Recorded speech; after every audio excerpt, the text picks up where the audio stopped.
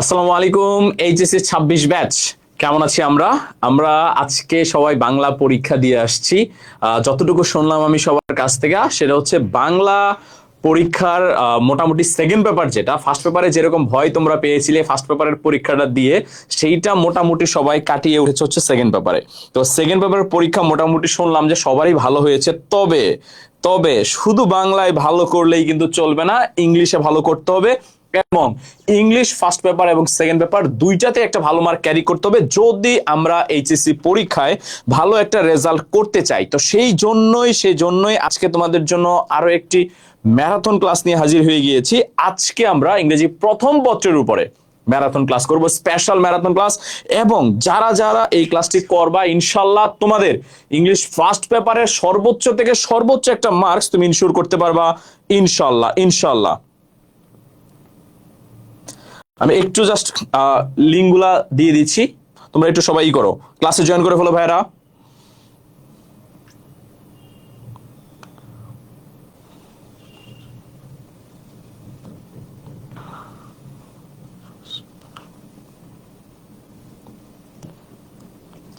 তোমার পেজটা সব জায়গায় দিয়ে দিচ্ছি।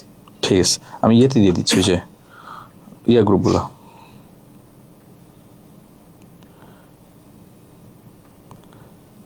ওকে, থ্যাংক ইউ ভাইরা, সবাই কুইকলি জয়েন করে ফেলবো। এবং কে কোথা থেকে ক্লাস করতেছি একটু কমেন্ট করে জানাবো, একটু কমেন্ট করে জানাবো কে কোথা থেকে ভাইরা ক্লাস করতেছি, একটু জানাবো।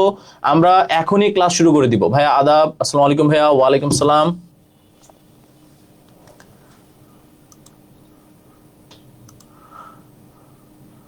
সবাই কুইকলি জয়েন করে ফেলবো ভাইয়ারা।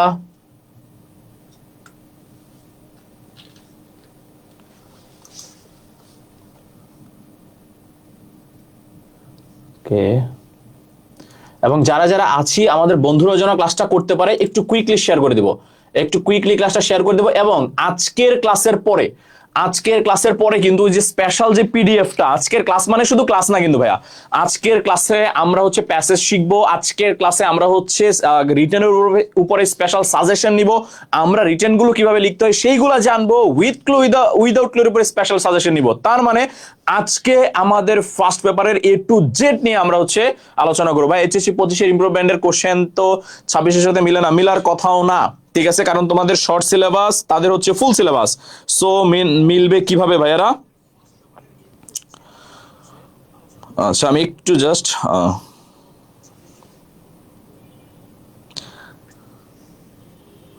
ওকে, চলেন আমি আসলে বেশি টাইম নিব না, ক্লাস শুরু করে দেবো। হ্যাঁ ভাই, I am Sourav speaking. Welcome Sourav brother. কি অবস্থা তোর পড়াশোনার? বাংলা পরীক্ষা কেমন দিচ্ছিস ভাই? প্যাসেজ কয়টা পড়াবেন? আচ্ছা, প্যাসেজ সব পড়াবো না, আবারও বলছি, আন্ধাগুন্দি আজকে পড়াবো না। আজকে সেইগুলাই পড়াবো যেগুলা পরীক্ষায় আসার মতো। আবারও বলছি, আজকে সেইগুলাই পড়াবো যেগুলা পরীক্ষায় আসার মতো। কথা বুঝতে পারছি? আমরা আজকে দেখে দেখে স্পেশাল কয়েকটা প্যাসেজ পড়বো। এবং প্যাসেজ আপনারা 2 বছর ধরে পড়েছেন, সো আমরা প্যাসেজ একবারে লাইন লাইন ওয়ার্ড ওয়ার্ড পড়বো না। আমরা প্যাসেজের যে মেন জিনিসগুলা, মেন জায়গাগুলা, যেই জায়গা থেকে আমাদের প্রশ্ন আসবে, যেই জায়গা থেকে আমাদের প্যাসেজ থেকে আমাদের আনসার করতে হবে, সেই জিনিসগুলো আমরা জাস্ট জানবো। আমি একেবারে ধরে ধরে লাইন বাই লাইন পড়াবো না, কারণ লাইন বাই লাইন পড়ানোর সময় এখন আপনাদের না। আপনার লোকেশন কোথায়? আমার লোকেশন হচ্ছে ঢাকা, লালমাটিয়া, মোহাম্মদপুর।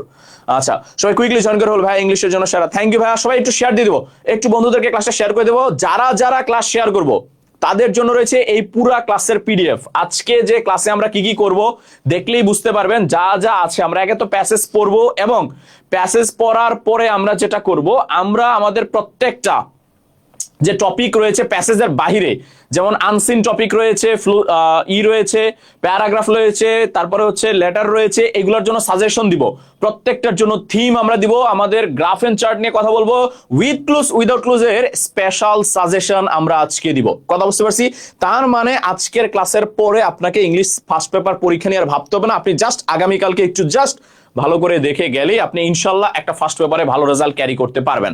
তাহলে চলেন আমরা হচ্ছে একটু সবাই ক্লাসটা বন্ধুদেরকে শেয়ার করে দিব, এবং আমরা 2 মিনিটের মধ্যে ক্লাসটা শুরু করে দিব। 2 মিনিট না, 1 মিনিটের মধ্যে ক্লাসটা শুরু করে দিব ইনশাল্লাহ।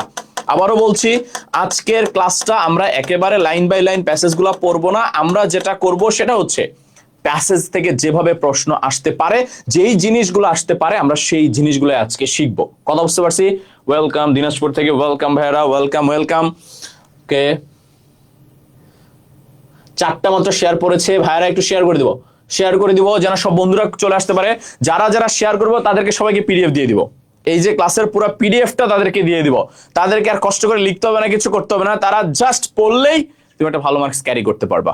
চলো আমরা শুরু করি আমাদের পড়াশোনা। ফার্স্ট যে প্যাসেজটা নিয়ে আলোচনা করব সেটা হচ্ছে আর্টিফিশিয়াল ইন্টেলিজেন্স, আমাদের ইউনিট 1 এর লেসন 2 এর একটা প্যাসেজ। এবং খেয়াল করো, আমাদের এবছর যেই কয়টা প্যাসেজ পরীক্ষায় আসার সম্ভাবনা সব থেকে বেশি তার মধ্যে একটা হচ্ছে আর্টিফিশিয়াল ইন্টেলিজেন্স। কেন সেটার ভেঙে বলা লাগবে না। শেয়ারডন ভাইয়া, থ্যাংক ইউ ভাইয়া, আসসালামু আলাইকুম। ওয়ালাইকুম সালাম। খেয়াল করবো, সেটার ভেঙে বলা লাগবে না। কেন ভেঙে বলা লাগবে না? বর্তমান টাইমটাই হচ্ছে এআই এর টাইম। আমরা প্রত্যেকটা কাজ করতে গেলে এ এর সাপোর্ট নেই। তো এই মুমেন্টে আইসা আমাদের সবচেয়ে বেশি যে জিনিসটা সম্বন্ধে জানা উচিত সেটা হচ্ছে এই আর্টিফিশিয়াল ইন্টেলিজেন্স। সো এই প্যাসেজটা আমাদের এই পরীক্ষার জন্য অনেক অনেক বেশি গুরুত্বপূর্ণ। আচ্ছা, হাতিয়া থেকে ওয়েলকাম। ও পূর্ব চিনতে পারছি ব্রাদার, ফ্রম হাতিয়া। আচ্ছা, আসসালামু আলাইকুম। শেয়ার দিচ্ছি, থ্যাংক ইউ ভাই। একটু শেয়ার দেবো, বুঝলাম না, এতগুলা মানুষ আছি আমরা, প্রায় 80+ মানুষ আছি, শেয়ার দিয়েছি মাত্র 7-8টা। তার মানে আমরা চাই না, আমরা শিখতে চাই না, আমরা অন্য বন্ধুরা শিখুক সেটাও আমরা চাই না। আমরা কি সেলফিশ এরকম না ভাইয়ারা? একটু সবাই শেয়ার করে দিব, একটু বন্ধুদেরকে মেনশন করে দিব, আমরা সবাইকে নিয়ে একটা দুর্দান্ত আমরা ক্লাস করব। চলো দেখো, এই যে প্যাসেজটা, এখন এই প্যাসেজ যদি আমি তোমাকে একেবারে লাইন ওয়ার্ড টু ওয়ার্ড পড়াইতে যাই, তোমার দিন চলে যাবে, তোমার আর নতুন কিছু পড়া হবে না। তোমার কাজ কি এখন? তোমার কাজ হচ্ছে এই প্রত্যেকটা প্যাসেজের মেন জিনিসগুলো বোঝা, মেন আইডিয়াটা জানা, যেন তুমি পরীক্ষায় এই প্যাসেজ থেকে যখন প্রশ্ন আসবে, যখন এই প্যাসেজ থেকে তোমার এমসিকিউ আসে। খেয়াল করবেন, আমাদের প্যাসেজের কি আসে? প্যাসেজের সিন কম্পারিজন বা আনসার আসে। সিন থেকে আমরা কি দাগাই? সিন থেকে আমরা হচ্ছে এমসিকিউ আনসার করি। প্যাসেজের সিন থেকে আমরা হচ্ছে কোশ্চেন আনসার করি। আমরা প্যাসেজ থেকে ফ্লো চার্ট আনসার করি। আমরা প্যাসেজ থেকে সামারি আনসার করি। এই তো আমাদের প্যাসেজের কাহিনী, তাই না? প্যাসেজ থেকে তো এই 4টা জিনিসই আমরা দেই। সবাই বলতেছে শেয়ার ডান, বাট শেয়ার কেন যেন বাড়তেছে না, এটাই বুঝতেছি না। খেয়াল করবো, তাহলে এই প্যাসেজ থেকে আমরা এই 4টা জিনিস করি। এই 4টা জিনিস পারার জন্য আমাদের যতটুকু জানা দরকার সেইটাই আমরা হচ্ছে আজকে করব। খেয়াল করবো, প্রথমে artificial intelligence has the potential to revolutionise the way we learn and teach. এই লাইনটা ভালো করে খেয়াল করবো। বলেছে artificial intelligence has the potential to revolutionize we learn and teach। বলেছে এআই এর পটেনশিয়াল রয়েছে, সম্ভাবনা রয়েছে বা সক্ষমতা রয়েছে কি করতে? রেভলিউশনাইজ মানে হচ্ছে বিপ্লব নিয়ে আসতে। কোথায়? আমরা কিভাবে পড়ি, আমরা কিভাবে শিখি, আমরা কিভাবে লিখি। তাহলে এই যে আমাদের পড়াশোনায় বিপ্লব আনার মতো সামর্থ্য কার রয়েছে? এর রয়েছে। মোস্ট ইম্পর্টেন্ট লাইন, ভালো করে খেয়াল করবো। আমি সব লাইন ব্যাখ্যা করবো না, জাস্ট গুরুত্বপূর্ণ লাইনগুলো আবারও বলছি। তাহলে আমাদের এই যে এআই এর কি এর সম্ভাবনা রয়েছে, পরীক্ষা যদি আসে যে এআই কি করতে পারে বা এর সক্ষমতাটা কি? এর সক্ষমতাটা হচ্ছে এআই আমাদের শিক্ষা জগতে একটা বিপ্লব নিয়ে আসতে পারে। সেকেন্ড, খেয়াল করো, এই যে এআই, এই এআইটা করে কি? এআই আমাদের কয়েকটা ক্ষেত্রে সহযোগিতা করে। একটা হচ্ছে পার্সোনালাইজড লার্নিং। খেয়াল করবা, আমি সবগুলা জিনিস মার্ক করবো না, যেই জিনিসগুলো গুরুত্বপূর্ণ সেই জিনিসগুলা জাস্ট মাথায় রাখবা। তোমাকে পরীক্ষার হলে যাওয়ার আগে এই প্যাসেজ আর সেকেন্ড টাইম পড়া লাগবে না। আবারও বলছি, আমি যে কথাগুলো বলবো জাস্ট মনোযোগ দিয়ে শুনবা, তোমাকে এই প্যাসেজ আর সেকেন্ড টাইম পড়া লাগবে না। একটু খেয়াল করো আমি কি বলতেছি কথাগুলো। বলেছে এআইটা সবচেয়ে বেশি সহযোগিতা করে পার্সোনালাইজড লার্নিং এর ক্ষেত্রে। What is personalised learning? খেয়াল করো, আমরা একটা ক্লাসে 10 জন স্টুডেন্ট আসছি। 10 জন স্টুডেন্ট কিন্তু 10 রকমের, ক্যাপাবিলিটিও 10 রকমের। একই কথা একটা স্টুডেন্ট বুঝতে পারে, আরেকটা স্টুডেন্ট বুঝতে পারে না। একই জিনিস একটা স্টুডেন্ট সহজে শিখতে পারে, আরেকটা স্টুডেন্টের জন্য কঠিন লাগে। এখন এই যে দেখো, জিনিসটা কিন্তু একই, বাট পার্সন টু পার্সন আলাদা হয়ে যাচ্ছে না? এক একজন এক একভাবে শিখতেছে না? এক একজনের নেয়ার ক্ষমতাটা এক এক রকম না? এই কারণে যখন আমি ক্লাসের মধ্যে ডেলিভারি দিই, খেয়াল করো, আমি একইভাবে ডেলিভারি দিচ্ছি। এখন যে ক্লাসের সবচেয়ে ভালো স্টুডেন্ট সেও এটা ধরতেছে, যে ক্লাসের সবচেয়ে লোয়ার স্টুডেন্ট সেও এটা ধরার চেষ্টা করতেছে। এখন সে পারতেছে কিনা আমি কিন্তু জানি না, বাট এআইটা করে কি? এআইটা প্রত্যেকটা পার্সনকে অ্যানালাইজ করে, প্রত্যেকটা পার্সনকে তোমার অ্যানালাইজ করে সে দেখে যে এই পার্সনের সক্ষমতা কতটুকু, সে আসলে কতটুকু নিতে পারবে, সে আসলে কতটুকু নেয়ার মতো ধারণ ক্ষমতা তার মধ্যে আছে। সে ওই জিনিসটাকে বুঝে তাকে হচ্ছে আনসার দেয়। কথা বুঝতে পেরেছো? এই যদি দেখে যে তার নেয়ার ক্ষমতা অনেক বেশি, সে অনেক বেশি ব্রিলিয়ান্ট, তাকে আনসারও দেয় ওইভাবে। যদি এআই দেখে যে না এই ব্যক্তি বা এই পার্সনটার আসলে অত ক্যাপাবিলিটি নাই, সে একদম লোয়ার ক্যাপাবিলিটি এসে পড়ছে, ওয়েলকাম ব্রাদার আশরাফুল, খেয়াল করবো। তাহলে এই যে যেহেতু যখন সে দেখবে লোয়ার ক্যাপাবিলিটি, সে তাকে আনসারও দিবে ওইভাবে। এইটাকে বলা হয় পার্সোনালাইজড লার্নিং। প্রত্যেকটা পার্সনের সক্ষমতাকে বুঝে তাকে শিখানো, এটাকে বলা হয় ভাইয়া কি পার্সোনালাইজড লার্নিং। কথাটা ভালো করে খেয়াল করবা, পরীক্ষায় এটা থেকে প্রশ্ন আসার সম্ভাবনা অনেক বেশি অনেক বেশি অনেক বেশি। লজিকে দেখা হবে ইনশাল্লাহ আপনার সাথে, ইনশাল্লাহ ব্রাদার, যারা দিনাজপুর স্টুডেন্ট আছে তাদের সাথে অবশ্যই লজিকে দেখা হবে অ্যাডমিশন পিরিয়ডে। খেয়াল করবা।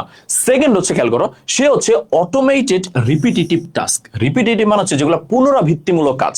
ধরো তোমাকে একটা লেখা 10 বার লিখতে হবে, এখন তুমি এই লেখাটা 10 বার লিখতে গেলে তোমার কি পরিশ্রম ব্যয় হবে না? মারাত্মক ব্যয় হবে। তোমার কি সময় যাবে না? যাবে। তোমার কি অন্য সময়ের ক্ষেত্রে অন্য কাজের সময়টা নষ্ট হবে না? হবে। তো এইটা কে করে দিচ্ছে? এটা এআই করে দিচ্ছে। এবং এআই আরো একটা কাজ আমাদের করে দিচ্ছে, সেটা হচ্ছে ইনস্ট্যান্ট ফিডব্যাক দিচ্ছে। ইনস্ট্যান্ট ফিডব্যাকটা কি ভাইয়া? ধরো তুমি একটা প্যারাগ্রাফ লিখছো, এইবার তুমি বুঝতেছো না যে এই প্যারাগ্রাফটা কি আসলে আদৌ ভালো হয়েছে নাকি খারাপ হয়েছে, এই প্যারাগ্রাফে তুমি কি ভুল করেছো কি ভুল করো নাই, এখন তোমার এটা বুঝতে হবে।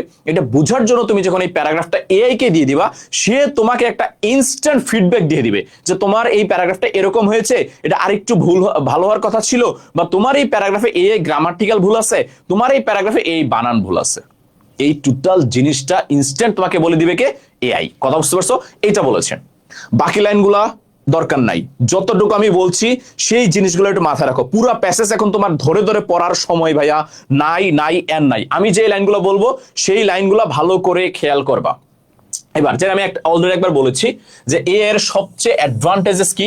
অ্যাডভান্টেজ হচ্ছে পার্সোনালাইজড লার্নিং। প্রত্যেকটা ব্যক্তিকে আলাদা আলাদা করে তার সক্ষমতা বুঝে তাকে শেখানো। এবং সে করে কি? সে প্রত্যেকটা স্টুডেন্টের পারফরমেন্স অ্যানালাইজ করে। এই যে যেটা আমি বলেছি মাত্র, অ্যানালাইজ করে তাকে হচ্ছে কি করে? সাপোর্ট করে। তার আরো একটা আমরা পাইছি কি? সে হচ্ছে ইনস্ট্যান্ট ফিডব্যাক দেয় আমাদেরকে। আমি একটা লেখা তাকে পাঠাইলে সেই লেখা আমি আদৌ ভুল করেছি কিনা বা সেই লেখাটা কতটুকু ভালো হয়েছে, সেই জিনিসটা হচ্ছে আমাদের কি করে? ইনস্ট্যান্ট ফিডব্যাক দেয়। কে দেয় ভাইয়া? এআই দেয়। খেয়াল করবো। সেকেন্ড, আমাদের এআই আর কি কি করে? এআই হচ্ছে আমাদের কিছু মিস্টেক্স কারেক্ট করে দেয়। আমাদের একটা প্যারাগ্রাফের ক্ষেত্রে একটা মিস্টেক্স থাকলে সেই মিস্টেক গুলা ইজিলি সে হচ্ছে কি করে দেয়? কারেক্ট করে দেয়। এই জিনিসগুলা পুরা লাইন এখন পড়ার সময় নাই তোমার হাতে ভাইয়া। আমি আবারও বলছি, পুরা প্যাসেজ পড়তে গেলে আমাদের সারা রাত চলে যাবে, কিন্তু সিলেবাস আর শেষ হবে না। সেই সিলেবাস এখন আমাদের আসলে সময় নাই। আমরা পড়েছি, আমরা ওইটুকু ওই লাইনগুলা ওই ওয়ার্ডগুলা শিখবো যেইগুলা থেকে আমাদের এমসিকিউ শর্ট কোশ্চেন আসার মতো, ফ্লো চার্ট আসার মতো, এবং হচ্ছে লিখতে পারি আমরা সামারিটা। কারণ এই চারটা জিনিসই আমাদের প্যাসেজ থেকে আসে। খেয়াল করবো, এই চারটা জিনিস আমাদের প্যাসেজ থেকে আসে। এইবার খেয়াল করো, এই যে এআই, এর অনেকগুলা ধরন আছে। এক একটা এআই এক একটা কাজ করে, আমরা সেগুলো একটু জানবো। যেমন আমাদের আহুরা নামে একটা এআই আছে, যে আহুরাটা করে কি? সে প্রত্যেকটা স্টুডেন্টের লার্নিং যে শিক্ষার যে জিনিসটা, সেইটা তাকে হচ্ছে ট্র্যাক করে। সে দেখে যে এই স্টুডেন্টটা কিভাবে হচ্ছে শিখতেছে, কতটুকু পারতেছে, বা তার পড়াশোনার ধরন কি, এইটাকে সে হচ্ছে অবজারভেশন করে বা পর্যবেক্ষণ করে। এবং তার যে অ্যাটেনশনটা, এটাকে সে কি করতেছে? পর্যবেক্ষণ করতেছে। মানে একটা স্টুডেন্ট তার পড়ায় কতটুকু মনোযোগী, সে কতটুকু মনোযোগী না, কতটুকু পারছে কতটুকু পারছে না, এটাকে হচ্ছে অবজারভেশন করে। কে করে? আহুরা করে। আবারও বলছি, কে করে? আহুরা করে।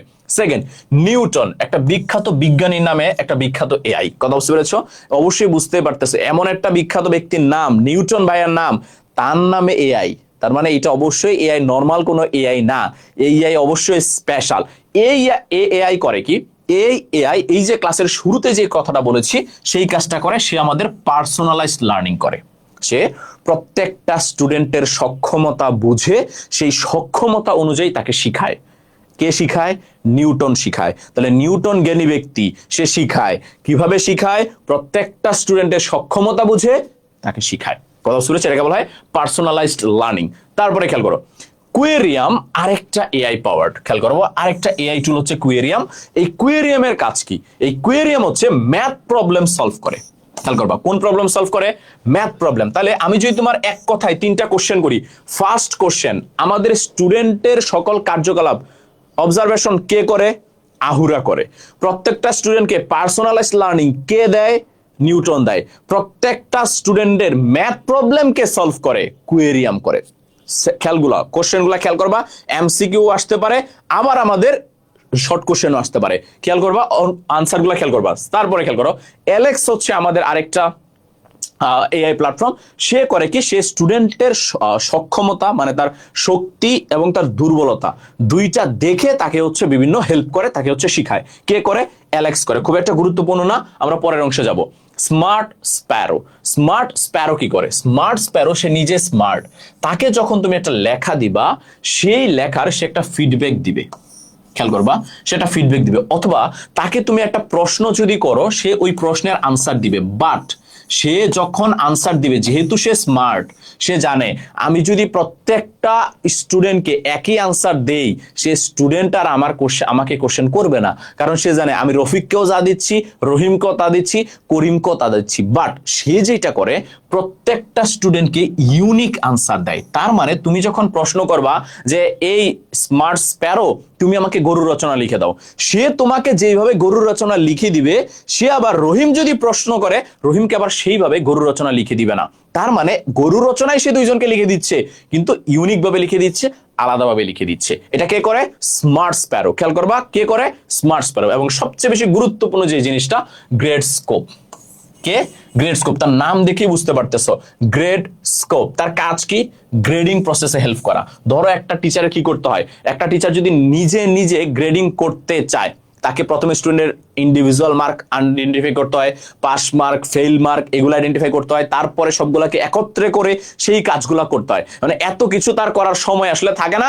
এত কিছু করতে গিয়ে সে দেখা গেছে যে ক্লাসের মধ্যে সময় দিতে পারে না। সো এই কাজটা কে করে দেয়? এই কাজটা হচ্ছে এআই করে দেয়। এখন এইখানে একটা কথা আছে, এইখানে একটা সবচেয়ে গুরুত্বপূর্ণ কথা আছে। সেই কথাটা হচ্ছে, এই যে একটা এই প্যাসেজের একটা মেন কথা আছে, একটা সারমর্ম আছে। সেটা হচ্ছে, ফার্স্টে ছিল যে এই যে এআই, সে কি টিচারদের চাকরি খেয়ে দিবে? এমন একটা কথা ছিল যে এর কারণে কি টিচারদের চাকরি চলে যাবে? মেন কথা হচ্ছে, এআই এর কারণে বা আর্টিফিশিয়াল ইন্টেলিজেন্সের কারণে টিচারদের চাকরি যাবে না। আর্টিফিশিয়াল ইন্টেলিজেন্স বরঞ্চ টিচারদেরকে সহযোগিতা করবে, টিচারদেরকে তাদের কাজে সহযোগিতা করবে, তাকে প্রশ্ন করতে সহযোগিতা করবে, তাকে হচ্ছে কি বলে গ্রেডিং করতে সহযোগিতা করবে, তাকে হচ্ছে মার্কস আইডেন্টিফাই করতে সহযোগিতা করবে। তার মানে আমাদের পরীক্ষায় যদি আসে যে এআই এর কারণে টিচারের জব ডেঞ্জারে কিনা, তুমি বলবা no. AI is a assist provider of teacher. কথা বুঝতে পেরেছো? এআই টিচারদেরকে অ্যাসিস্ট করবে, সাহায্য করবে, তার চাকরি খেয়ে দিবে না। সেকেন্ড, এআই টিচারদেরকে রিপ্লেস করতে পারবে না আরো একটা কারণে। সেটা কি? এআই এর ইমোশনাল সাপোর্ট দেওয়ার মতো ক্ষমতা নাই। আবারও বলছি, এআই এর ইমোশনাল সাপোর্ট দেওয়ার মতো ক্ষমতা নাই। আমরা খুব ভালো করে বলে দিব যে টিচার হ্যাজ দ্যাট কোয়ালিটি, সে একটা স্টুডেন্টকে ইমোশনালি সাপোর্ট করতে পারে, ইমোশনালি হেল্প করতে পারে, যেটা এআই এর সক্ষমতা নাই। তাহলে আমি দুইটা কারণ বলেছি। একটা হচ্ছে এআই টিচারের চাকরি খাবে না, এর কারণে চাকরি কমবে না। তার কারণ হচ্ছে এআই টিচারকে সাহায্য করবে, তার চাকরি খাবে না। সেকেন্ড হচ্ছে, এআই চাইলেও টিচারের চাকরি খাইতে পারবে না। কারণ একটা টিচার বুঝবে, সে ধরো একটা টিচার ক্লাসে কোশ্চেন করতেছে, তখন সে দেখতেছে যে একটা স্টুডেন্টের মন মরা, সে আনসার দিতে পারতেছে না। কেন তার মন মরা? আগের দিন তার বাবা মারা গেছে। যেমন এটা এআই বুঝবে না, এই যে একটা ইমোশনাল ব্যাপার, এটা এআই বুঝবে না। তার মানে টিচারের চাকরি কোনোভাবেই এআই খেতে পারবে না। এটা নিয়ে কোশ্চেন আসার সম্ভাবনা অনেক বেশি, ভালো করে মনে রাখো। ভাইয়া যশোর থেকে দেখছি, ওয়েলকাম ভাইয়া, জেএফ মিম। ওকে, ওয়েলকাম ব্রাদার ভাইয়া। ওকে, এইবার দেখো, এইটা থেকে আমাদের যে এমসিকিউ গুলো আসে, আমি জাস্ট নর্মালি আনসার করে দিচ্ছি। দেখো, রেভুলেশনাইজ মানে কি? বিপ্লব নিয়ে আসা। বিপ্লব মানে কি? ড্রাস্টিক্যালি চেঞ্জ, একটা বিশাল পরিবর্তন নিয়ে আসা। খেয়াল করো, যখন ফ্রান্সে শিল্প বিপ্লব হয়েছিল, খেয়াল করবা, ফ্রান্সের শিল্প বিপ্লব হয়েছিল প্রথম। তো শিল্প বিপ্লবের আগে মানুষ নর্মালি কৃষিকাজ করতো, তাদের লাইফটা ছিল সাধারণ। শিল্প বিপ্লবের পরে তার লাইফটা চেঞ্জ হয়ে গেছে, তার লাইফটা টোটালি নির্ভর হয়ে গেছে কার উপরে? শিল্পের উপরে। তাহলে এই যে শিল্প বিপ্লবের ফলে কি হয়? একটা জিনিসের ড্রাস্টিক্যালি বিশাল একটা কি হয়? পরিবর্তন হয়। আচ্ছা, নগর থেকে দেখছি, ওয়েলকাম ভাইয়া। খেয়াল করবা, একটু ফ্রেন্ডদেরকে শেয়ার করে দাও ভাইয়া। আমরা সবাইকে নিয়ে দুর্দান্তভাবে ক্লাসগুলো করি। এই যে আমি বলতেছি, আমি আবারও বলছি, আমি চাইলেই পারতাম যে প্যাসেজের প্রত্যেকটা লাইন আপনাদেরকে বলতে, ভাইয়া সময় নষ্ট। আপনার হাতে এখন 10, 12 ঘন্টা 14 ঘন্টা ক্লাস করার সময় নাই। কথা বুঝতে পেরেছেন? আমি এই জন্য সময় কম নিব, বাট আপনাদেরকে ওই প্যাসেজ সম্বন্ধে এমন ভাবে ধারণা দিব যেটা আপনি প্যাসেজের পুরো লাইন পড়েও পাবেন না। আবার বলতেছি, আপনি পুরো প্যাসেজের সব লাইন পড়ে ওই ধারণাটা পাবেন না। আমি যেভাবে আপনাকে ধারণা দিব, যেভাবে আপনি পরীক্ষার হলে লিখতে পারবেন, কথা বুঝতে পেরেছেন? যদি আপনি জাস্ট আমার কথাগুলো মাথায় রাখেন। ভাই ইমোশনের ব্যাপারটা বলি, বুঝি নাই। ইমোশনের ব্যাপারটা হচ্ছে আমাদের পরীক্ষায় মাঝে মাঝে কোশ্চেন করে বা এমসিকিউ আসে যে এআই কি টিচারের চাকরি খেতে পারবে কিনা, বা এর কারণে জব সেক্টর কমে যাবে কিনা। এর মানে হচ্ছে না। কেন? কারণ এআই টিচার করতে পারে কি, টিচার একটা ছাত্রকে ইমোশনালি সাপোর্ট দিতে পারে, যেটা এআই পারে না। ইমোশনালি সাপোর্ট মানে কি ভাইয়া? ধরো তোমার মন খারাপ, তোমার আজকে কোনো একটা কারণে মন খারাপ, তুমি ক্লাসে বসে আছো। এবার টিচার যদি তোমার মাথায় হাত বুলায় দেয়, দিয়ে বলে যে বাবা তুমি ভালো করে পড়ো, তোমার মনটা কিন্তু ভালো হয়ে যাবে। তোমার পরীক্ষার রেজাল্ট খারাপ হয়েছে, এবার টিচার যদি তোমাকে একটু মোটিভেট করে ইমোশনালি, তোমার কিন্তু পরবর্তীতে পড়ার প্রতি আগ্রহ চলে আসবে, তুমি পরবর্তীতে বেশি করে পড়াশোনা করবা পরবর্তী পরীক্ষা ভালো করার জন্য। এখন এআই তো তোমাকে এই সাপোর্টটা দিতে পারবে না, এর তো সেই সক্ষমতা নাই। কথা বুঝতে পেরেছো ভাই? আমি আরশি, থ্যাংক ইউ ভাইয়া। আচ্ছা একটু শেয়ার করে দাও ভাইয়া ক্লাসগুলোকে। ভাই আসসালামু আলাইকুম। ওয়ালাইকুম সালাম। খেয়াল করবো তো এর ভাইয়া সেই সক্ষমতাটা নাই। এটাকে আমি বলেছি যে টিচার ইমোশনাল সাপোর্ট দিতে পারে, কিন্তু এআই ইমোশনাল সাপোর্ট দিতে পারে না। ফ্রামগেট, ওয়েলকাম ব্রাদার। এই কি বলে ফ্রামগেট? তো বাই ব্রাদার আশেপাশের মানুষজন। হ্যাঁ, তারপরে দেখবো দ্য ওয়ার্ড অটোমেট। ভাইয়া অটোমেট মানে কি? অটোমেট মানে হচ্ছে স্বয়ংক্রিয়। কথা বুঝতে পেরেছো? স্বয়ংক্রিয় মানে কি? যেই জিনিসটা করতে গেলে কিছু করা লাগে না, তুমি করে রাখছো, অটোমেটিক হচ্ছে। যেমন তুমি একটা মেশিন ছেড়ে দাও, মেশিনটা ধরো ফ্যান ছেড়ে দিছো, ফ্যানটা ছেড়ে দেওয়ার পরে ফ্যানকে যখন সুইচ দিবা, ফ্যান কিন্তু স্বয়ংক্রিয়ভাবে নিজে নিজে ঘুরতে থাকবে। এই যে নিজে নিজে সে ঘুরতে হচ্ছে, তাকে তোমার ঘোরানো লাগতেছে না, এইটাকে বলা হয় হচ্ছে অটোমেটেড, যেটাকে আমরা বলি অপারেট উইদাউট হিউম্যান অ্যাসিস্ট্যান্ট। আমাদের কোনো সাহায্য ছাড়াই সে নিজে নিজে কাজ করতে পারে, সে নিজে নিজেই ঘুরতে পারে, সে নিজে নিজেই চলতে পারে। এইটাকে আমরা বলি হচ্ছে কি ভাইয়া? এইটাকে আমরা বলি হচ্ছে অটোমেটেড। তারপরে AI power tool can help teachers dash. বলেছে একটা এআই এর টুল যেগুলো আছে তারা টিচারকে কিভাবে সহযোগিতা করতে পারে দুই ভাবে। একটা হচ্ছে স্টুডেন্টদের প্ল্যানিং অ্যাক্টিভিটিসে সহযোগিতা করতে পারে, আরেকটা হচ্ছে রিয়েল টাইম ফিডব্যাক দিয়ে সহযোগিতা করতে পারে। ধরো তুমি একটা ভুল করেছো, সেটা সাথে সাথে 10টা শেয়ার করেছি, thank you LM Farad brother, thank you, তোমার জন্য দোয়া করে দিলাম, তুমি এইবার AA+ পেয়ে যাবা ভাইয়া, ঠিক আছে? AA+ পেয়ে যাবা। তাহলে সে স্টুডেন্টের অ্যাক্টিভিটিসে হচ্ছে সহযোগিতা করতে পারে, আবার সে হচ্ছে রিয়েল টাইম ফিডব্যাকও কি করতে পারে। আচ্ছা না, সে তো রিয়েল টাইম ফিডব্যাক দিবে না, অবশ্যই সে কি করবে, হয় প্রোভাইডিং রিয়েল টাইম ফিডব্যাক সে দিবে, এবং হচ্ছে সে স্টুডেন্টদের প্ল্যানিং অ্যাক্টিভিটিস গ্রেডিং। এটা তো অ্যাকচুয়ালি তিনটাই আনসার হয়, যদিও এখানে দুইটা দেওয়া আছে, বাট তিনটা এখানে আনসার হয়। সে স্টুডেন্টদের অ্যাক্টিভিটিস এর প্ল্যানিং করে দিতে পারে, সে হচ্ছে ফিডব্যাক দিতে পারে, এবং সে গ্রেডিং অ্যাসাইনমেন্টও করে দিতে পারে। বাট বলেছে টিচারকে হেল্প করতে হবে, এন্ড টিচার তো আর স্টুডেন্টের অ্যাক্টিভিটি নিয়ে কাজ করবে না, টিচারের কাজ করবে। তার মানে আনসার হবে বি এবং সি, মানে দুইটা, 2 এবং 3। একটা হচ্ছে ফিডব্যাক দিবে সাথে সাথে, আরেকটা হচ্ছে শেয়ার দিলাম পিডিএফ। অবশ্যই পিডিএফ দিব, অবশ্যই সবাইকে পিডিএফ দিব ইনশাআল্লাহ। বলছে গ্রেডিং অ্যাসাইনমেন্ট অটোমেটিক্যালি। আচ্ছা, আরেকটা হচ্ছে অ্যাসাইনমেন্টকে যখন একটা স্টুডেন্ট যখন অ্যাসাইনমেন্ট জমা দিবে, এখন টিচার এই অ্যাসাইনমেন্টটা দেখতে গেলে তার অনেক বেশি সময় যাবে, এবং সে যখন এটা এআই দিয়ে দেখে নিবে, তার কিন্তু সময় কম লাগবে। এআই তাকে 1 মিনিটে সেই ইয়াটা দেখে, মানে তোমার অ্যাসাইনমেন্টটা দেখে সে ফিডব্যাক দিয়ে দিবে, সে কত মার্কস পাওয়ার যোগ্য। আচ্ছা, যারা ক্লাসটা শেয়ার করেছো, তারা জাস্ট কষ্ট করে একটা নাম্বার একটু লিখে রাখো, 01609815558। এই নাম্বারটা একটু কষ্ট করে লিখে রাখো, ঠিক আছে? 01 বা স্ক্রিনশট নিয়ে রাখো, 01609815558। একটু কষ্ট করে লিখে রাখো, আমাকে ক্লাস শেষে একটু হোয়াটসঅ্যাপে নক করো, আমি পিডিএফটা সাথে সাথে দিয়ে দিব, ঠিক আছে? আচ্ছা, ইংরেজির উপর অনেক কিছু নির্ভর করছে ভাইয়া, আর সেইটা নির্ভর করার জন্য সজনের ক্লাসটা একটু ভালো করে দেখতে হবে। হ্যাঁ, যারা একটু শেয়ার করছে একটু জাস্ট ভাইয়া 01609815558 এই নাম্বারটা একটু কষ্ট করে লিখে রাখো, আমাকে একটু ক্লাস শেষে নক দিও, ক্লাসের মাঝখানে না ভাইয়া, ক্লাসের শেষে একটু নক দিও, আমি পিডিএফটা সাথে সাথে দিয়ে দেবো, আমি তোমাদেরকে অনেক ভালোবাসি, পিডিএফ দিয়ে দিব, কোনো সমস্যা নেই। তারপর দেখো, what concern is raised about the use of AI in education. বলেছে এই যে এডুকেশনে যখন এআইটা আসছে, তখন কোন কনসার্নটা, কোন ভয়টা মানুষের মধ্যে অনেক বেশি কাজ করতেছে, সেটা হচ্ছে it could replace teacher job. হয়তো এটা টিচারদের চাকরি খেয়ে দিবে, যেটা আমি বললাম যে সবার মধ্যে একটা ভয় যে এইটা হয়তো টিচারদের চাকরি খেয়ে দিবে, কিন্তু না, সে টিচারদের চাকরি খাবে না। খেয়াল করবা। তারপরে AI powered educational tools can provide student with immediate feedback on their work, allowing them to identify and correct mistakes quickly. What does it imply? বলেছে এই যে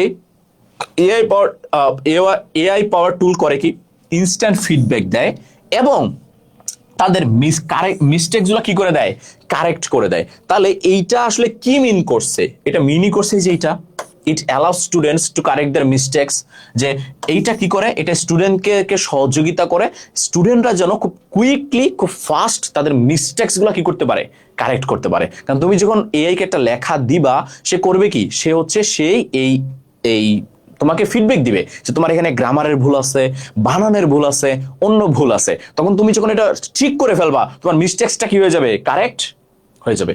সেকেন্ড হচ্ছে এখানে প্রশ্ন করেছি কিছু, আমি এখন একটা একটা করে প্রশ্নের আনসার লিখতে যাব না ভাইয়া, সেই সময় আমাদের কাছে নাই, আমি জাস্ট বলে দিচ্ছি, তুমি একটু খেয়াল করো, আমরা পরে আসছি। How does AI assist in personalised learning, AI কিভাবে পার্সোনালাইজড লার্নিং এর সহযোগিতা করে। ওই যে আমি কথাটা বারবার বলেছি যে প্রত্যেকটা স্টুডেন্টের সক্ষমতা বুঝে এআই তাকে সাহায্য করে, এআই তাকে শিক্ষা দেয়, এই জিনিসটাকে আমরা বলি হচ্ছে পার্সোনালাইজড লার্নিং। তাহলে এই যে প্রত্যেকটা স্টুডেন্টের সক্ষমতা বুঝে শিক্ষা দেওয়া, এইটাকে আমরা কি বলবো, পার্সোনালাইজড লার্নিং।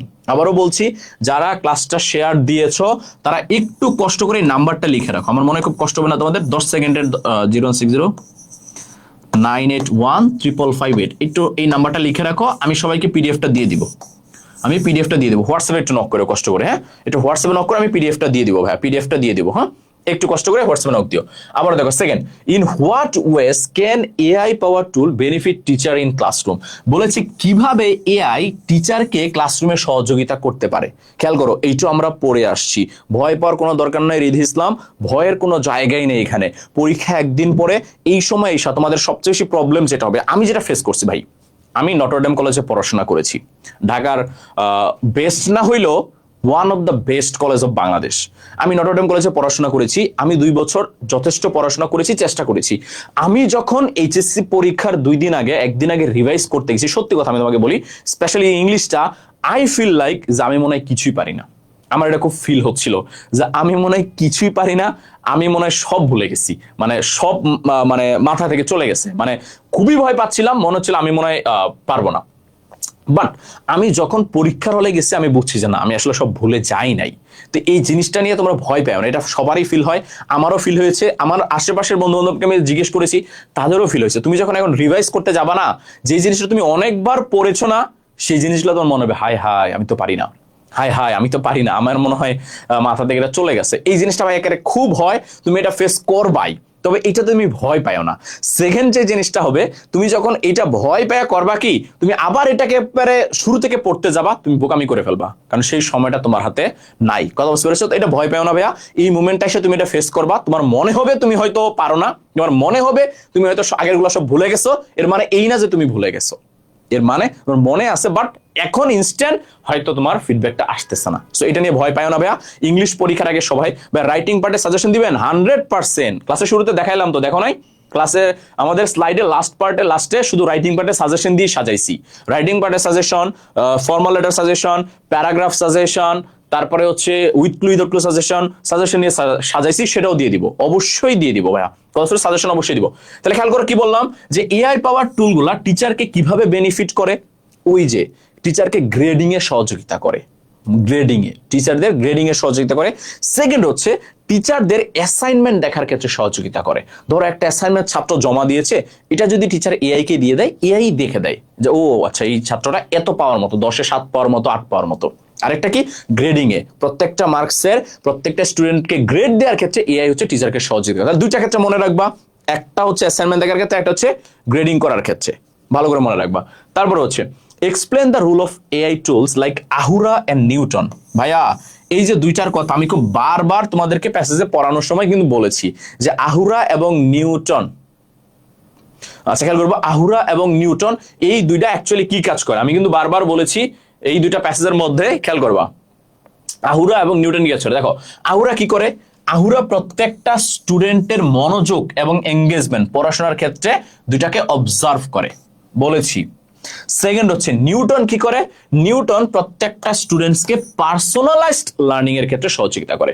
আবারও বলছি, পার্সোনালাইজড লার্নিং এর ক্ষেত্রে সহযোগিতা করে। দুইটা কথা কিন্তু আমি আবারও বারবার বলেছি। ভাই আপনার ইউটিউব চ্যানেলে হ্যাঁ আছে, একই নামে, একই নামে। এই যে আমার নাম, এইটা আমার ফেসবুক আইডির, ফেসবুক পেজেরও নাম এবং ইউটিউব চ্যানেলের নাম একই নাম, ফেসবুক পেজ, এবং এই ক্লাসটা যখন শেষ হবে আমি ইউটিউবে আপলোড করে দিব আজকে রাতে। কথা বুঝতে পেরেছো? ক্লাসে শেষে ইউটিউবে আপলোড করে দিব। সেকেন্ড, আচ্ছা, fourth question, do you think AI poses threat to teaching jobs? দেখো, এই কোশ্চেনটার আনসার আমি সুন্দর করে প্যাসেজ পড়ানো লাস্টে দিয়েছি, যে তুমি কি মনে করো যে এআই টিচারদের জন্য থ্রেট, হুমকি স্বরূপ?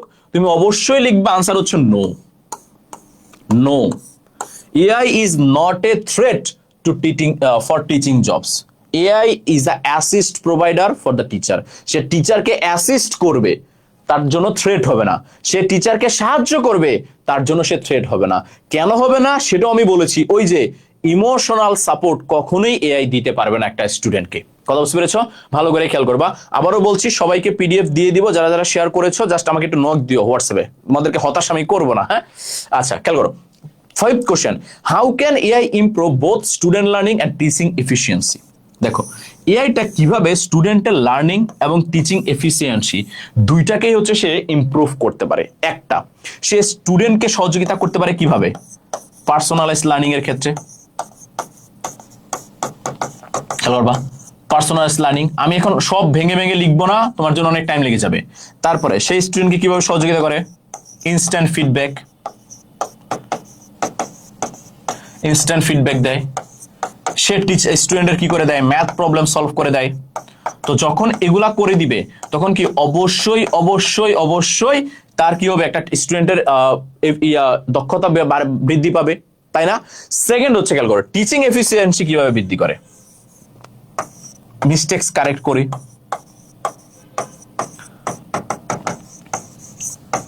ঠিক আছে, কোনো ভুল করলে সেটাকে ধরিয়ে দেওয়া।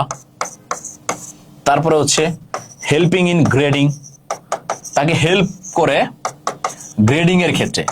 এগুলা যখন সে করে দিবে তখন একটা টিচার তার সময়টাকে বাঁচাইতে পারবে এবং ওই সময়টা সে ক্লাসে দিতে পারবে, স্টুডেন্টদের দিতে পারবে। যখন তার এই খাতা দেখার সময়, গ্রেডিং করার সময়, এই সময়গুলো তার জন্য সেভ হবে, ওই সময়টা সে স্টুডেন্টদের পিছনে কাজে লাগাবে এবং এই কারণে টিচারের দক্ষতা কি পাবে? বৃদ্ধি পাবে। আমি শর্টকাটে লিখে দিলাম, তোমরা পরীক্ষা সুন্দর করে গুছিয়ে লিখে দিবা। কথা হচ্ছে লাইন ওয়াইজ লিখে দিবা। ইসরার, এত দেরি করছিস কেন? সবাইকে শেয়ার করে দে। এইবার read the above text and make a flow chart showing the advantages of AI. ভাইয়া, এই যে একটা ফ্লো চার্ট আমাদের আসছে, এবার খেয়াল করবা, ফ্লো চার্ট লেখার ক্ষেত্রে আমরা অনেকেই পড়ি কিন্তু পরীক্ষায় আসলে গেলে লিখতে পারি না। ফ্লো চার্ট লেখার ক্ষেত্রে কিছু বেসিক জিনিস যারা আমরা জানি না, একটু ভালো করে মনে রাখবো। ফ্লো চার্ট লেখার ক্ষেত্রে ফ্লো চার্ট লেখার কয়েকটা নিয়ম আছে। যেমন ভার্ব প্লাস আইএনজি দিয়ে শুরু করা যায়, টু প্লাস V1 দিয়ে শুরু করা যায়, B3 দিয়ে শুরু করা যায়, বা B1 দিয়ে শুরু করা যায়, আবার অ্যাডজেক্টিভ দিয়েও কি করা যায়? শুরু করা যায়। এগুলো হচ্ছে ফ্লোচার্ট লেখার নিয়ম। খেয়াল করবা, ফ্লোচার্ট এগুলো আমরা লিখতে পারি ভার্ব প্লাস আইএনজি দিয়ে, টু প্লাস V1 দিয়ে, B3 দিয়ে, V1 দিয়ে, অ্যাডজেক্টিভ দিয়ে। এখন কথা হলো, ভাইয়া ক্লাস কতক্ষণ নেবেন? আমি অনেক বেশি টাইম নিব না, বাট তোমাদেরকে অল্প টাইমেই বেস্টটা দেওয়ার চেষ্টা করবে। হ্যাঁ, এখন কত টাইম লাগবে আমি আসলে আইডিয়া নাই আমার, কারণ আমি বুঝতেছি না। খেয়াল করো, তাহলে আমরা একটা ফ্লোচার্ট লেখা শুরু করতে পারি কয়েকটা ওয়ে। কি কি দিয়ে ভাইয়া? ভার্ব প্লাস আইএনজি দিয়ে, টু প্লাস V1 দিয়ে, B3 দিয়ে, অ্যাডজেক্টিভ দিয়ে। এখন কথা হলো, ভাইয়া পরীক্ষার হলে আমি বুঝবো কি করে আমি কোনটা দিয়ে শুরু করব? ভাইয়া পরীক্ষার হলে তোমার বোঝাটা অনেক সহজ। তার কারণ হচ্ছে একটা বক্স তোমাকে দিয়ে দিবে, সেই বক্সে যদি ভার্ব প্লাস আইএনজি দিয়ে শুরু করে, বাকি সব বক্স তুমি ভার্ব প্লাস আইএনজি দিয়ে করবা। সেই বক্স যদি টু প্লাস V1 দিয়ে শুরু করে, বাকি সব বক্স তুমি কি দিয়ে করবা? টু প্লাস V1 দিয়ে। প্রথম বক্সটা যদি B3 দিয়ে করে, তাহলে বাকি সব বক্স তুমি কি দিয়ে করবা? B3 দিয়ে করবা।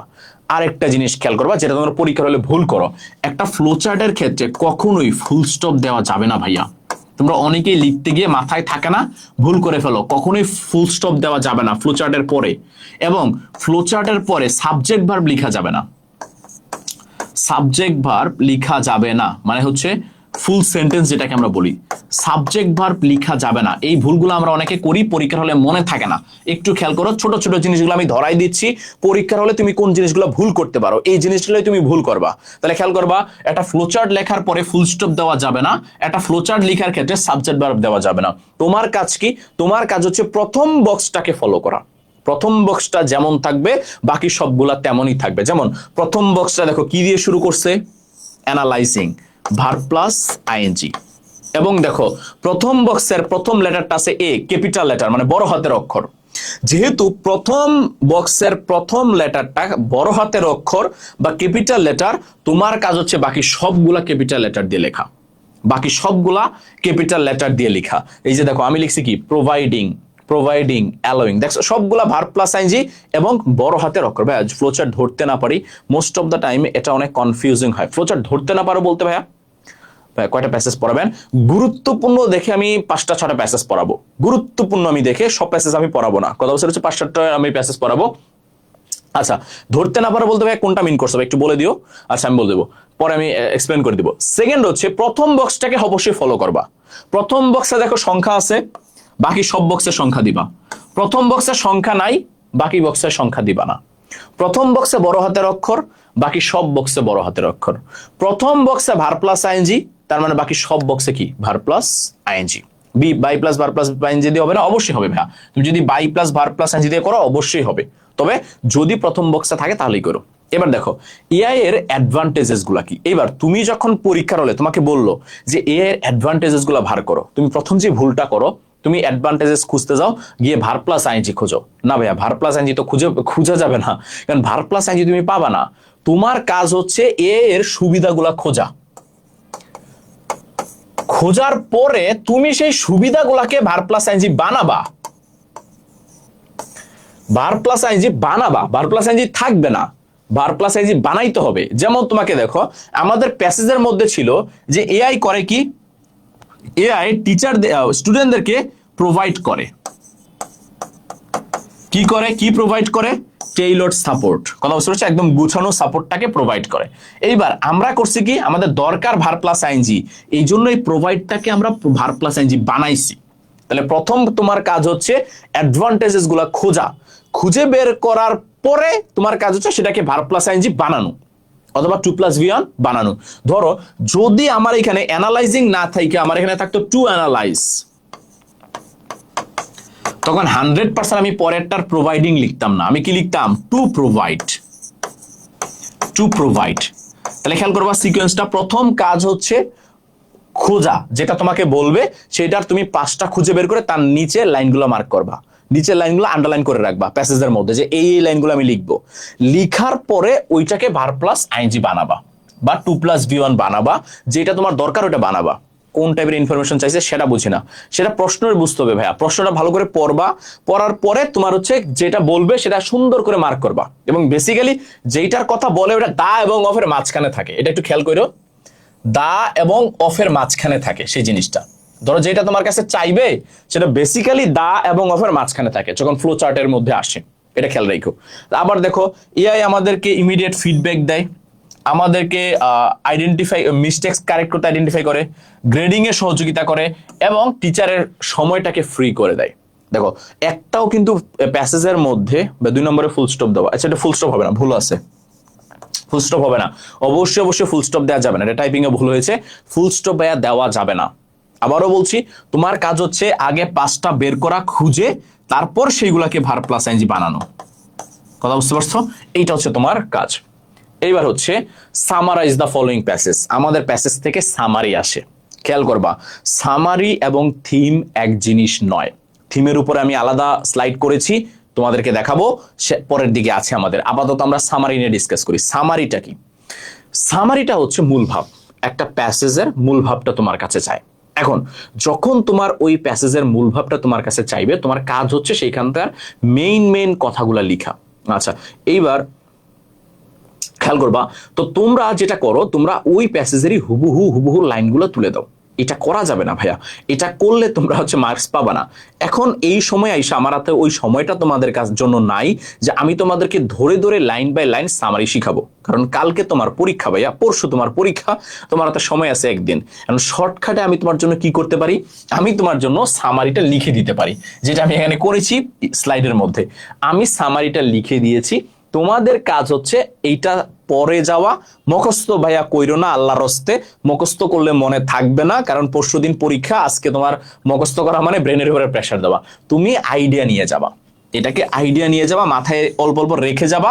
তুমি জাস্ট মাথায় রাখবা যে যদি এআই নিয়ে সামারি আসে তাহলে আমি এর মধ্যে 2-4টা লাইন রাখবো। যেমন এই যে রেগুলেশনাইজ এর কথাটা রাখবো আমি, পার্সোনালাইজড লার্নিং এর কথাটা আমি আমার প্যাসেজে রাখবো। দেখো এই কথাগুলা কিন্তু আমি বারবার প্যাসেজে বলেছি। আমার কথাগুলো তুমি যদি শুনে থাকো তাহলে কিন্তু তোমার অটোমেটিক এগুলো মাথায় চলে আসবে। পরীক্ষার হলে তোমাকে যদি যখন বলবে যে এ সামারি লিখো, আমার কথাগুলো তোমার কানে বাজবে যে আচ্ছা ভাইয়া তো এই কথাটা বলেছিল। যদি তুমি আমার কথাগুলো মনোযোগ দিয়ে শুনে থাকো, কথা বুঝতে পেরেছো? আচ্ছা খেয়াল করবো। আবার দেখো এই যে ইনস্ট্যান্ট ফিডব্যাকের কথা বলেছি, এই জিনিসগুলা। আবার বলেছি যে এর কিছু লিমিটেশনস আছে, কিরকম? যেমন সে হচ্ছে করতে পারে না, ইমোশনাল সাপোর্ট দিতে পারে না। আমাদের টিচার কি করতে পারে? ইমোশনাল সাপোর্ট দিতে পারে। আচ্ছা এটা লাইনটা আবার আসছে, সামারাইজ দ্য প্যাসেজ। তো এইটা একটু পড়ে যাও, একটু আইডিয়া নিয়ে যাও, কথা বুঝতে পেরেছো? আমি পিডিএফটা সবাইকে দিয়ে দিব, আমাকে হোয়াটসঅ্যাপে নক দিও, কষ্ট করে তোমাদের এখন লিখা লাগবে না। আবারও বলছি, আমাকে হোয়াটসঅ্যাপে নক দিবা, আমি অবশ্যই পিডিএফটা দিয়ে দিব, ওইটা থেকে তোমরা পড়ে যাবা। তোমাদের পিডিএফ কি পাবো? হ্যাঁ পিডিএফ পাবা ভাইয়া, বারবার বলেছি। যারা যারা এই যে 01609815558 কষ্ট করে জাস্ট এই নাম্বারটাতে আমাকে হোয়াটসঅ্যাপে নক করো, জাস্ট একটু কষ্ট করে, এইটুকু তোমাদের কাজ। 01609815558 এই নাম্বারটাতে একটু কষ্ট করে হোয়াটসঅ্যাপে নক দিও, আমি অবশ্যই ক্লাসের পিডিএফ দিয়ে দিব ভাইয়া। কথা শুনেছ? এআই থেকে আসলে পারবো ভাইয়া। ওকে ডান। আসো এআই গিয়ে আলোচনা। এবার আসো সেকেন্ড প্যাসেজ, ড্রিম। খেয়াল করবা, ড্রিম আমাদের প্রত্যেকটা প্যাসেজ থেকে সিন আনসিন মিলিয়ে 4টা জিনিসই আসে। এমসিকিউ, কোশ্চেন, শর্ট কোশ্চেন, তারপরে হচ্ছে ফ্লোচার্ট এবং হচ্ছে কি সামারি। আচ্ছা থ্যাংক ইউ সামিউল ইসলাম শিয়াব শেয়ারগুলো দেওয়ার জন্য। আচ্ছা ড্রিম নিয়ে, ড্রিম হচ্ছে আমাদের অ্যানাদার একটা প্যাসেজ ভাইয়া। এই বছর পরীক্ষা আসার মতো যেই কয়টা প্যাসেজ অন্যতম ভাইয়া। সামারি কি 1 পেজ লিখলে হবে না? অবশ্যই হবে ভাইয়া, অবশ্যই হবে। 1 পেজ লিখলে হবে। আমি সবসময় বলি কি জানো, 8 থেকে 10 লাইন লেখার জন্য। 8 থেকে 10 লাইন একটা সামারি চেষ্টা করবা, 8 থেকে 10 লাইন লেখার জন্য। এর বেশি লিখো না ভাইয়া। অনেকে ভরি লিখে খাতা ভরে ফেলে, ওইটা টিচার কখনোই পছন্দ করবে না ভাইয়া। সামারির কাজ হচ্ছে মূল কথা লেখা, সব লেখা না। তোমাকে লিখতে দিছে সামারি, ধরো তোমাকে ড্রিম নিয়ে লিখতে দিছে, তুমি করছো কি? লেখা শুরু করছো। ড্রিম হচ্ছে খুব একটা জিনিস যেটা আমরা বুঝতে পারি না। ঘুমের মধ্যে থেকে আমরা ড্রিম দেখি। পরশুদিন রাতে কুদ্দুস মিয়া স্বপ্নে দেখেছে সে বিয়ে করে ফেলছে জরিনাকে, তারপর তারা স্বপ্নে একেবারে বাচ্চা কাচ্চা করে ফেলছে, তাদের বাচ্চা কাচ্চারা বড় হয়ে এখন ইঞ্জিনিয়ার হয়ে গেছে। তো আমরা এই কাজগুলা করি। আমরা যখন রিটার্ন পার্টটা লেখা শুরু করি, কই থেকে যে কই চলে যায় আল্লাহর রস্তে আমাদের মাথায় থাকে না। এই কাজগুলা করা যাবে না। এই ক্লাসগুলা করলে তুমি রিটেনে মার্কস পাবা না, এটা একটু খেয়াল রাখতে হবে। এটার মধ্যে আমরা সবসময় একটা কথা বলি, রিটেনে তুমি যতটুকু লিখো না কেন সেটা যেন সামঞ্জস্য হয়, মানে কোহারেন্স হয়, এটার মধ্যে যেন কোহারেন্সটা থাকে। তোমার লেখার মধ্যে যেন এইরকম না হয় যে লিখতে আসো কিন্তু কই থেকে কই চলে গেছো নিজেও জানো না। এই কাজগুলো করো না। সামারি, মূল ভাব, অল্প কথায় লিখবা, কম লিখবা, বেশি লিখার দরকার নেই। আসো ড্রিম আমাদের বইয়ের আরেকটা গুরুত্বপূর্ণ প্যাসেজ। এবার খেয়াল করো, পুরাটা মাথায় রাখা লাগবে না। ড্রিমসটা অনেক বছর ধরে বা আদিমকাল থেকে মানুষ ড্রিম নিয়ে চিন্তা করে বা আলোচনা করে, কথা বুঝতে পেরেছো? বাট ড্রিমটা নিয়ে গবেষণা শুরু হয়েছে একদম রিসেন্ট টাইমে। খেয়াল করবা, রিসেন্টলি ড্রিমটা নিয়ে একটা রিসার্চ শুরু হয়েছে, এম্পিরিক্যাল রিসার্চ, এটাকে আমরা বলি পরীক্ষামূলক গবেষণা শুরু হয়েছে। এর আগে মানুষ স্বপ্ন নিয়ে চিন্তা করত, মানুষ স্বপ্ন নিয়ে কথা বলতো, বাট স্বপ্ন নিয়ে গবেষণা করতো না। এই রিসেন্টলি আইসা মানুষ স্বপ্ন নিয়ে গবেষণা করা শুরু করেছে। এইবার স্বপ্নটা অ্যাকচুয়ালি কি তোমাকে এইটা বুঝতে হবে, এইটা জানতে হবে। এইটা পরীক্ষায় আসে। What is dream? What is the characteristics of dream? What is the feature of dream? এই জিনিসগুলো পরীক্ষার সাথে তোমার এইটা মাথায় রাখা লাগবে। ড্রিমটা আসলে কি তোমাকে মনে রাখবা। ড্রিমটা কি? ড্রিমটা হচ্ছে a dream can include any of images. স্বপ্নটা হলো একটা ছবি, কিছু ছবি, কিছু চিন্তা অথবা কিছু আবেগ, যেই জিনিসগুলা আমরা স্বপ্নের ঘুমের মধ্যে দেখি। তাহলে এইবার তোমাকে জয়ভাবে প্রশ্ন করুক না কেন যে স্বপ্ন কি, স্বপ্ন কিভাবে, স্বপ্ন কি, এই জিনিসগুলো তুমি জাস্ট একটা জিনিস মাথায় রাখবা, স্বপ্ন হলো কিছু ছবি, কিছু চিন্তা অথবা কিছু আবেগ যেটা আমরা স্বপ্নের মধ্যে দেখি। একেবারে সিম্পল লাইনে তুমি মনে রাখবা, স্বপ্ন কি? স্বপ্ন হচ্ছে কিছু ছবি, কিছু চিন্তা এবং কিছু আবেগ যেগুলো আমরা স্বপ্নে ঘুমের মধ্যে দেখি বা ঘুমের মধ্যে আমরা এক্সপিরিয়েন্স করি আমরা। আচ্ছা ওকে, এইটা হলো স্বপ্নের মেন কথা। এইবার স্বপ্নের কিছু ক্যারেক্টারিস্টিক্স আছে, এগুলো পরীক্ষায় আসে বারবার, এমসিকিউতেও আসে, আবার শর্ট কোশ্চেনের ক্ষেত্রেও আসে, আবার ফ্লো চার্টের ক্ষেত্রেও আসে যে write some features of dream. এখন স্বপ্নের ক্যারেক্টারিস্টিক্স কি? স্বপ্নের ক্যারেক্টারিস্টিক্স হচ্ছে স্বপ্ন কখন হয় স্পষ্ট। ভিভিড মানে হচ্ছে স্পষ্ট, অথবা ভগ। ভগ মানে হচ্ছে অস্পষ্ট, মানে কখন স্বপ্ন তোমার কাছে একদম ক্লিয়ার লাগবে, কখনো অস্পষ্ট লাগবে। অস্পষ্ট কিরকম? যেমন তুমি হাঁটতেছো হাঁটতেছো, ধরো দৌড়াচ্ছ ঢাকা ঢাকা ঢাকা ঢাকা, হুট করে দেখো তুমি ঢাকা থেকে দৌড়াইতে দৌড়াইতে দিনাজপুর চলে গেছো। এই যে কেমনে গেছো তুমি নিজে বুঝতেছো না, এই যে অস্পষ্ট একটা ব্যাপার। আবার খেয়াল করবা, স্বপ্ন কখনো হয় জয়ফুল ইমোশনস, মানে আনন্দদায়ক। আনন্দদায়ক ইমোশন কিরকম? ধরো তুমি স্বপ্নে দেখতেছো তুমি এখন কোটি কোটি কোটি টাকার মালিক, তুমি এখন টাকা পয়সা দিয়ে সেই চিল করে বেড়াচ্ছ। তোমার জন্য ওই স্বপ্নটা কি কষ্টের? আনন্দের। তুমি এখন স্বপ্ন দেখতেছো তোমার এইচএসসি পরীক্ষার রেজাল্ট হয়ে গেছে, তুমি A+ পেয়েছো, গোল্ডেন A+ পেয়েছো, তুমি সবাইকে মিষ্টি খাইয়ে বেড়াচ্ছ। এই যে ইমোশন, অবশ্যই আনন্দদায়ক। এই স্বপ্নগুলো আমাদের কি হয়? আনন্দদায়ক। আবার স্বপ্ন কখনো হয় ফ্রাইটেনিং, ভীতিকর, ভয়ানক। কিরকম? ফ্রাইটেনিং মনে হচ্ছে ভীতিকর। কিরকম? ধরো তুমি স্বপ্নে দেখতেছো তোমার একটা সাপ দৌড়াচ্ছে। এই যে তুমি দৌড়াচ্ছ তো দৌড়াচ্ছ, আগাচ্ছ আর না। দেখবা মাঝে মাঝে হয়, এই যে দৌড়াচ্ছ দৌড়াচ্ছ, সাপ খালি তোমার কাছে চলে আসতেছে কিন্তু তুমি আগাইতে পারতেছো না, দৌড়াচ্ছ দৌড়াচ্ছ দৌড়াচ্ছ। এই যে একটা স্বপ্ন, ভীতিকর, ভয়ানক। কথা বুঝতে পেরেছ? তো এইটা বললাম যে স্বপ্নের ব্যাখ্যা খেয়াল করবা। স্বপ্ন কখনো হয় স্পষ্ট, কখনো হয় অস্পষ্ট। স্বপ্ন কখনো হয় আনন্দদায়ক, কখনো হয় ভীতিকর। আবার কখনো হয় স্বপ্ন স্বপ্ন হয় ফোকাসড, একদম ক্লিয়ার, মানে বোঝা যায়। আবার কখনো হয় কনফিউজিং। তাহলে খেয়াল করো, এইখানেই আমরা স্বপ্নের 5-6টা বৈশিষ্ট্য পেয়ে গেছি। আচ্ছা ভাই, আমাদের ইনফর্মাল লেটার আসবে, ফর্মাল লেটার আসবে ফার্স্ট পেপারে আসে ভাইয়া ইনফর্মাল লেটার, সেকেন্ড পেপারে আসে হচ্ছে ফর্মাল লেটার। শ্রাবণ তালুকদার, ফার্স্ট পেপারে ইনফর্মাল লেটার, সেকেন্ড পেপারে ভাইয়া ফর্মাল লেটার, মনে রাখো। তাহলে খেয়াল করো, এখানে স্বপ্নের কিছু বৈশিষ্ট্য আমরা পেয়েছি: স্পষ্ট, অস্পষ্ট, আনন্দদায়ক, ভীতিকর, একদম ক্লিয়ার, আবার হচ্ছে কনফিউজিং, বিভ্রান্তিকর। এবার খেয়াল করো, কেন আমরা স্বপ্ন দেখি? এইটা আরেকটা প্রশ্ন। একটা প্রশ্ন হচ্ছে স্বপ্ন কি, আরেকটা প্রশ্ন হচ্ছে স্বপ্ন কেন আমরা দেখি। এই যে স্বপ্ন কেন আমরা দেখি, এটার বহু কারণ। কিছু লোক বলে স্বপ্নে দেখার কোনো কারণ নাই, আবার কিছু লোক বলে যে স্বপ্নটা আমাদের খুব গুরুত্বপূর্ণ। কেন? কারণ স্বপ্ন আমাদের mental, emotional and physical wellbeing, তিনটা জিনিস, আমাদের মানসিক, শারীরিক এবং আবেগীয় উন্নতির জন্য স্বপ্নটা আমাদের দরকার। বা ইমেল তো আসবে, তাই না? আমাদের আসে informal letter oblique email, informal letter oblique email আসে ভাইয়া, ইনফর্মাল লেটার অবলিক ইমেল আসে ভাইয়া। হ্যাঁ, তাহলে খেয়াল করবা, তাহলে এই যে আমাদের মানসিক, শারীরিক এবং আমাদের আবেগীয়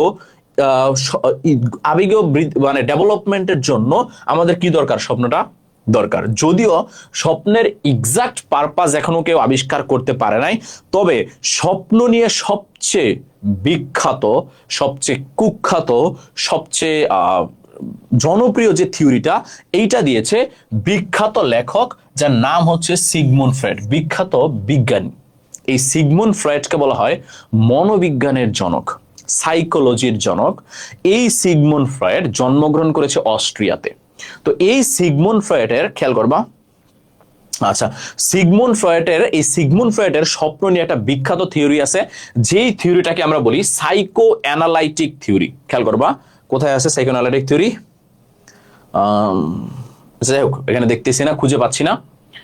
আচ্ছা, সাইকো অ্যানালাইটিক থিওরি বলা হয়, ওই যে এখানে আছে সাইকো অ্যানালাইটিক থিওরি বা সাইকো অ্যানালাইটিক পার্সপেক্টিভ। তাহলে খেয়াল করবা, এই যে সিগমুন্ড ফ্রয়েড স্বপ্নকে ব্যাখ্যা করেছে কি পার্সপেক্টিভে? অবশ্যই খেয়াল করবো। আচ্ছা, কোশ্চেন পেঁচাই দেয়। আচ্ছা, কোশ্চেন পেঁচাই দিবে না ফাহিম, কোশ্চেন বাংলার মতো পেঁচাই দিবে না, ফার্স্ট পেপারের মতো। ওই রকম কোশ্চেন আসলে সবসময় আসে না, খুব রেয়ার, মাঝে মাঝে আসে। এরকম কোশ্চেন ইংলিশে আসার সম্ভাবনা কম।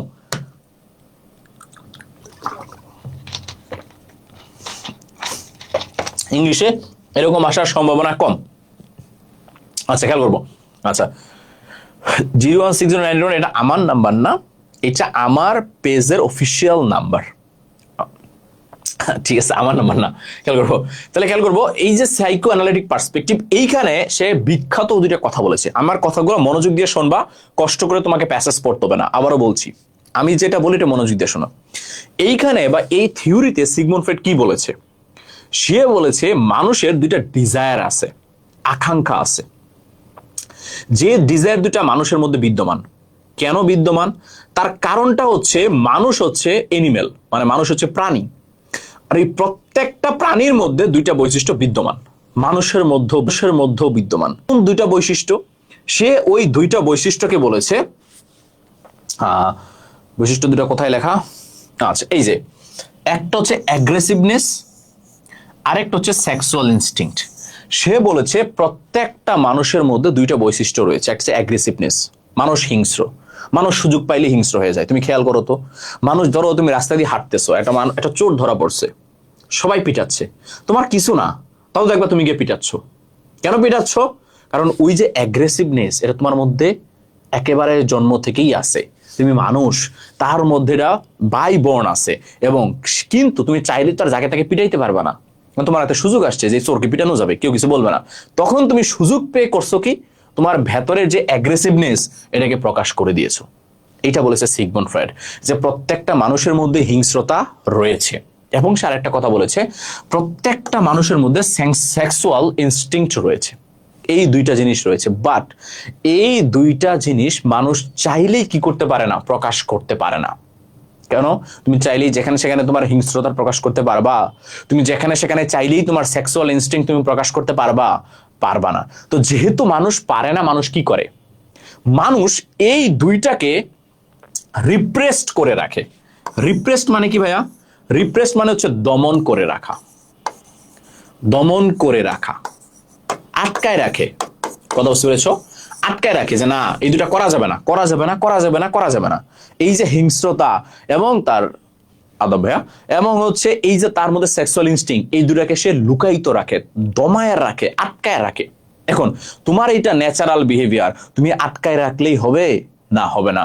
তখন এই দুইটা বিহেভিয়ার বারবার বের হইতে চায়। এখন সে তো বের হওয়ার সুযোগ পায় না। সে বের হয় কিভাবে? সে বের হয় স্বপ্নের মাধ্যমে। আমি বলে দিলাম, তোমার কষ্ট করে প্যাসেজ ভেঙে ভেঙে পড়া লাগবে না, আমার কথা তুমি ভালো করে মনোযোগ দিয়ে শোনো। তাহলে অ্যাকর্ডিং টু সিগমন্ড ফ্রয়েড, সে বলেছে মানুষের দুইটা রিপ্রেসড উইশেস রয়েছে, দমন করে রাখা আকাঙ্ক্ষা রয়েছে, একটা অ্যাগ্রেসিভনেস, একটা সেক্সুয়াল ইনস্টিংক্ট। এই দুইটা অ্যাগ্রেসিভনেস সে যেহেতু প্রকাশ করতে পারে না, বাস্তবে প্রকাশ করলে মানুষ তাকে মারবে, মানুষ তাকে দিবে না, তাকে জেল খাটতে হবে। এই জন্য সে করে কি? এই দুইটা তার বিহেভিয়ারকে, এই দুইটা তার ইনস্টিংক্টকে সে স্বপ্নের মাধ্যমে প্রকাশ করে। এইবার স্বপ্নে তুমি হিংস্র হয়ে গেলা, তুমি একজনের পিটায় শেষ করে ফেললা একদম, কোনো সমস্যা আছে? সমস্যা নাই। স্বপ্নে তুমি যাই করো, স্বপ্নে কোনো কিছু করলে সেটার কোনো কি নাই? সমস্যা নাই। আচ্ছা ভাই, প্যারাগ্রাফ কি কি পড়বা সেইটা অবশ্যই আমি সাজেশনে দিয়ে দিব। আমি এখানে তোমাদের জন্য 6টা না 7টা প্যারাগ্রাফ একটা সাজেশন তৈরি করেছি, একটু দিয়ে দিব।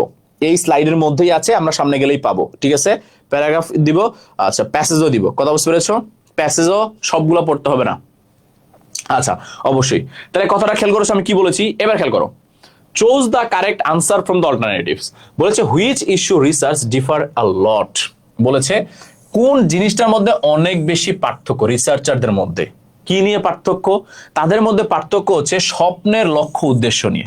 মানে কিছু লেখক বলে যে স্বপ্ন আসলে দরকার নাই, কিছু লেখক বলে স্বপ্ন অনেক দরকারি, কিছু লেখক বলে স্বপ্ন এই কাজ করে, কিছু লেখক বলে না স্বপ্ন ওই কাজ করে। এই যে তাদের মধ্যে একটা পার্থক্য রয়েছে কি নিয়ে? স্বপ্নের কাজ নিয়ে এবং স্বপ্নের উদ্দেশ্য নিয়ে। Second, which of the following is true. এখানে কোন কথাটা সত্য? বলেছে there is a definite reason. বলেছে স্বপ্নের একটা নির্দিষ্ট কারণ আছে? মোটেও না, স্বপ্নের কোনো কারণই নাই। Dreams are a representation of conscious desires. না, সচেতন ডিজায়ার না, অবচেতন desire. Scientist have been researching for 1000 year. হাজার বছর ধরে মানুষ স্বপ্ন নিয়ে গবেষণা করে। মোটেও না, বিজ্ঞানীরা গবেষণা শুরু করছে কয়েক বছর ধরে, তো সেখানে কয়েক হাজার বছর কোত্থেকে আসবে ভাইয়া? এবার খেয়াল করো, we are very often puzzle by the content of dream. এই কথাটা সত্য। আমরা মাঝে মাঝেই স্বপ্ন দেখে পাজল হয়ে যাই, হতবুদ্ধিকর হয়ে যাই যে আমরা কি করব। মাঝে মাঝে হয় না ভাইয়া, স্বপ্নের মধ্যে তুমি স্টাক হয়ে গেছো, তুমি বুঝতেছো না এই মুমেন্টে তোমার কি করা উচিত। আচ্ছা, ইনফর্মাল লেটারের সাজেশন দিব, স্লাইডের মধ্যেই আছে রিশাদ ভাইয়া। কমপ্লিটিং স্টোরিটা আমি দিব না। কমপ্লিটিং স্টোরি ভাইয়া কেন দিবেন না? এটা কি দোষ করেছে?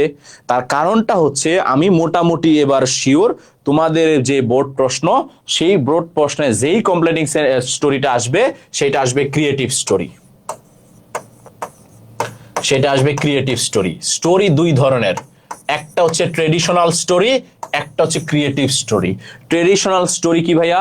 ট্রেডিশনাল স্টোরি হচ্ছে বাইজিদ বোস্তামি ঘুম থেকে উঠছে, দেখে তার মা পানি খাইতে চাইছে, সে পানি নিয়ে আসছে, আয়সা দেখে তার মা ঘুমাই গেছে, এইবার সে পানি নিয়ে সারা রাত দাঁড়াই ছিল। একটা কাকের পানি পিপাসা লাগছে, সে একটা কলসের মধ্যে পাথর রেখে রেখে রেখে রেখে ওটাকে ভরে সে পানি খেয়েছে।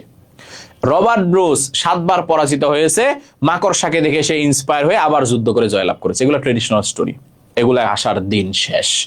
আমি মোটামুটি শিওর এই স্টোরি তোমার আসবে না, তোমার আসবে creative story. What is creative story? Creative মানে হচ্ছে সৃজনশীল স্টোরি। এটার মানে কি? এইটার মানে হচ্ছে তোমাকে একটা নর্মাল কাহিনী দিয়ে দিবে।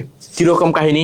ধরো তোমাকে দিল যে রহিম নামে একটা ছেলে আছে, সে এবার এইচএসসি পরীক্ষা দিচ্ছে, সে ইংলিশে ভালো প্রিপারেশন নিয়েছে এবং সে ইংলিশে আগামীকালকে পরীক্ষা দিতে বসবে। এবার এই গল্পকে তুমি কোন দিকে নিয়ে যাবা, এটার দায় দায়িত্ব সব তোমার। এটার দায় দায়িত্ব সব তোমার। সো এইটাকে তুমি আসলে সৃজনশীল বা আমি যত কিছুই বলি, যত সাজেশনই দেই, সেই সাজেশন দিয়ে তুমি কমন ফেলাইতে পারবা না। সো এবার যেহেতু ক্রিয়েটিভ স্টোরি আসবে ভাইয়া, সো এই জন্য আমি শুধু শুধু তোমাদেরকে সাজেশন দিয়ে মাথাটা নষ্ট করবো না। ভাইয়া গ্রাফেন চার্ট আসবে কি না পাই চার্ট আসবে, দুইটাই আসতে পারে, কোনটা আসতে পারে ঠিক নেই। কিভাবে লিখতে হয় সেটা আমি দেখাই দিব, ফাইন, এটা দেখাই দিব। এবার আসো, interpretation of a dream is a কি? ইন্টারপ্রিটেশন অফ ড্রিম হচ্ছে একটা থিওরিটিক্যাল বুক, যে বইটা লিখছে কে? Sigmund Freud. এই বইটা কে লিখছে? Sigmund Freud. এবং ওই বইয়ের মধ্যেই সে বলেছে ওই যে স্বপ্ন আমাদের ভিতরের অবচেতন আকাঙ্ক্ষাকে প্রকাশ করে। এবার আমরা এই যে বিভিন্ন ছবি, চিন্তা এবং ইমোশন এবং স্বপ্ন দেখি, কোথায় এক্সপিরিয়েন্স করি? ঘুমের মধ্যে এক্সপিরিয়েন্স করি। কিসের মধ্যে? ঘুমের মধ্যে। সিগমুন্ড ফ্রয়েড একজন কি ছিল? একজন সাইকোলজিস্ট ছিল, একজন মনোবিজ্ঞানী ছিল। সে একজন মনোবিজ্ঞানী ছিল, খেয়াল করবো বা ইংলিশে গড়া দিবে এবার। আচ্ছা, আবার খেয়াল করবো, সে একজন মনোবিজ্ঞানী ছিল। এবার আসো question, what purposes do dream serves according to research?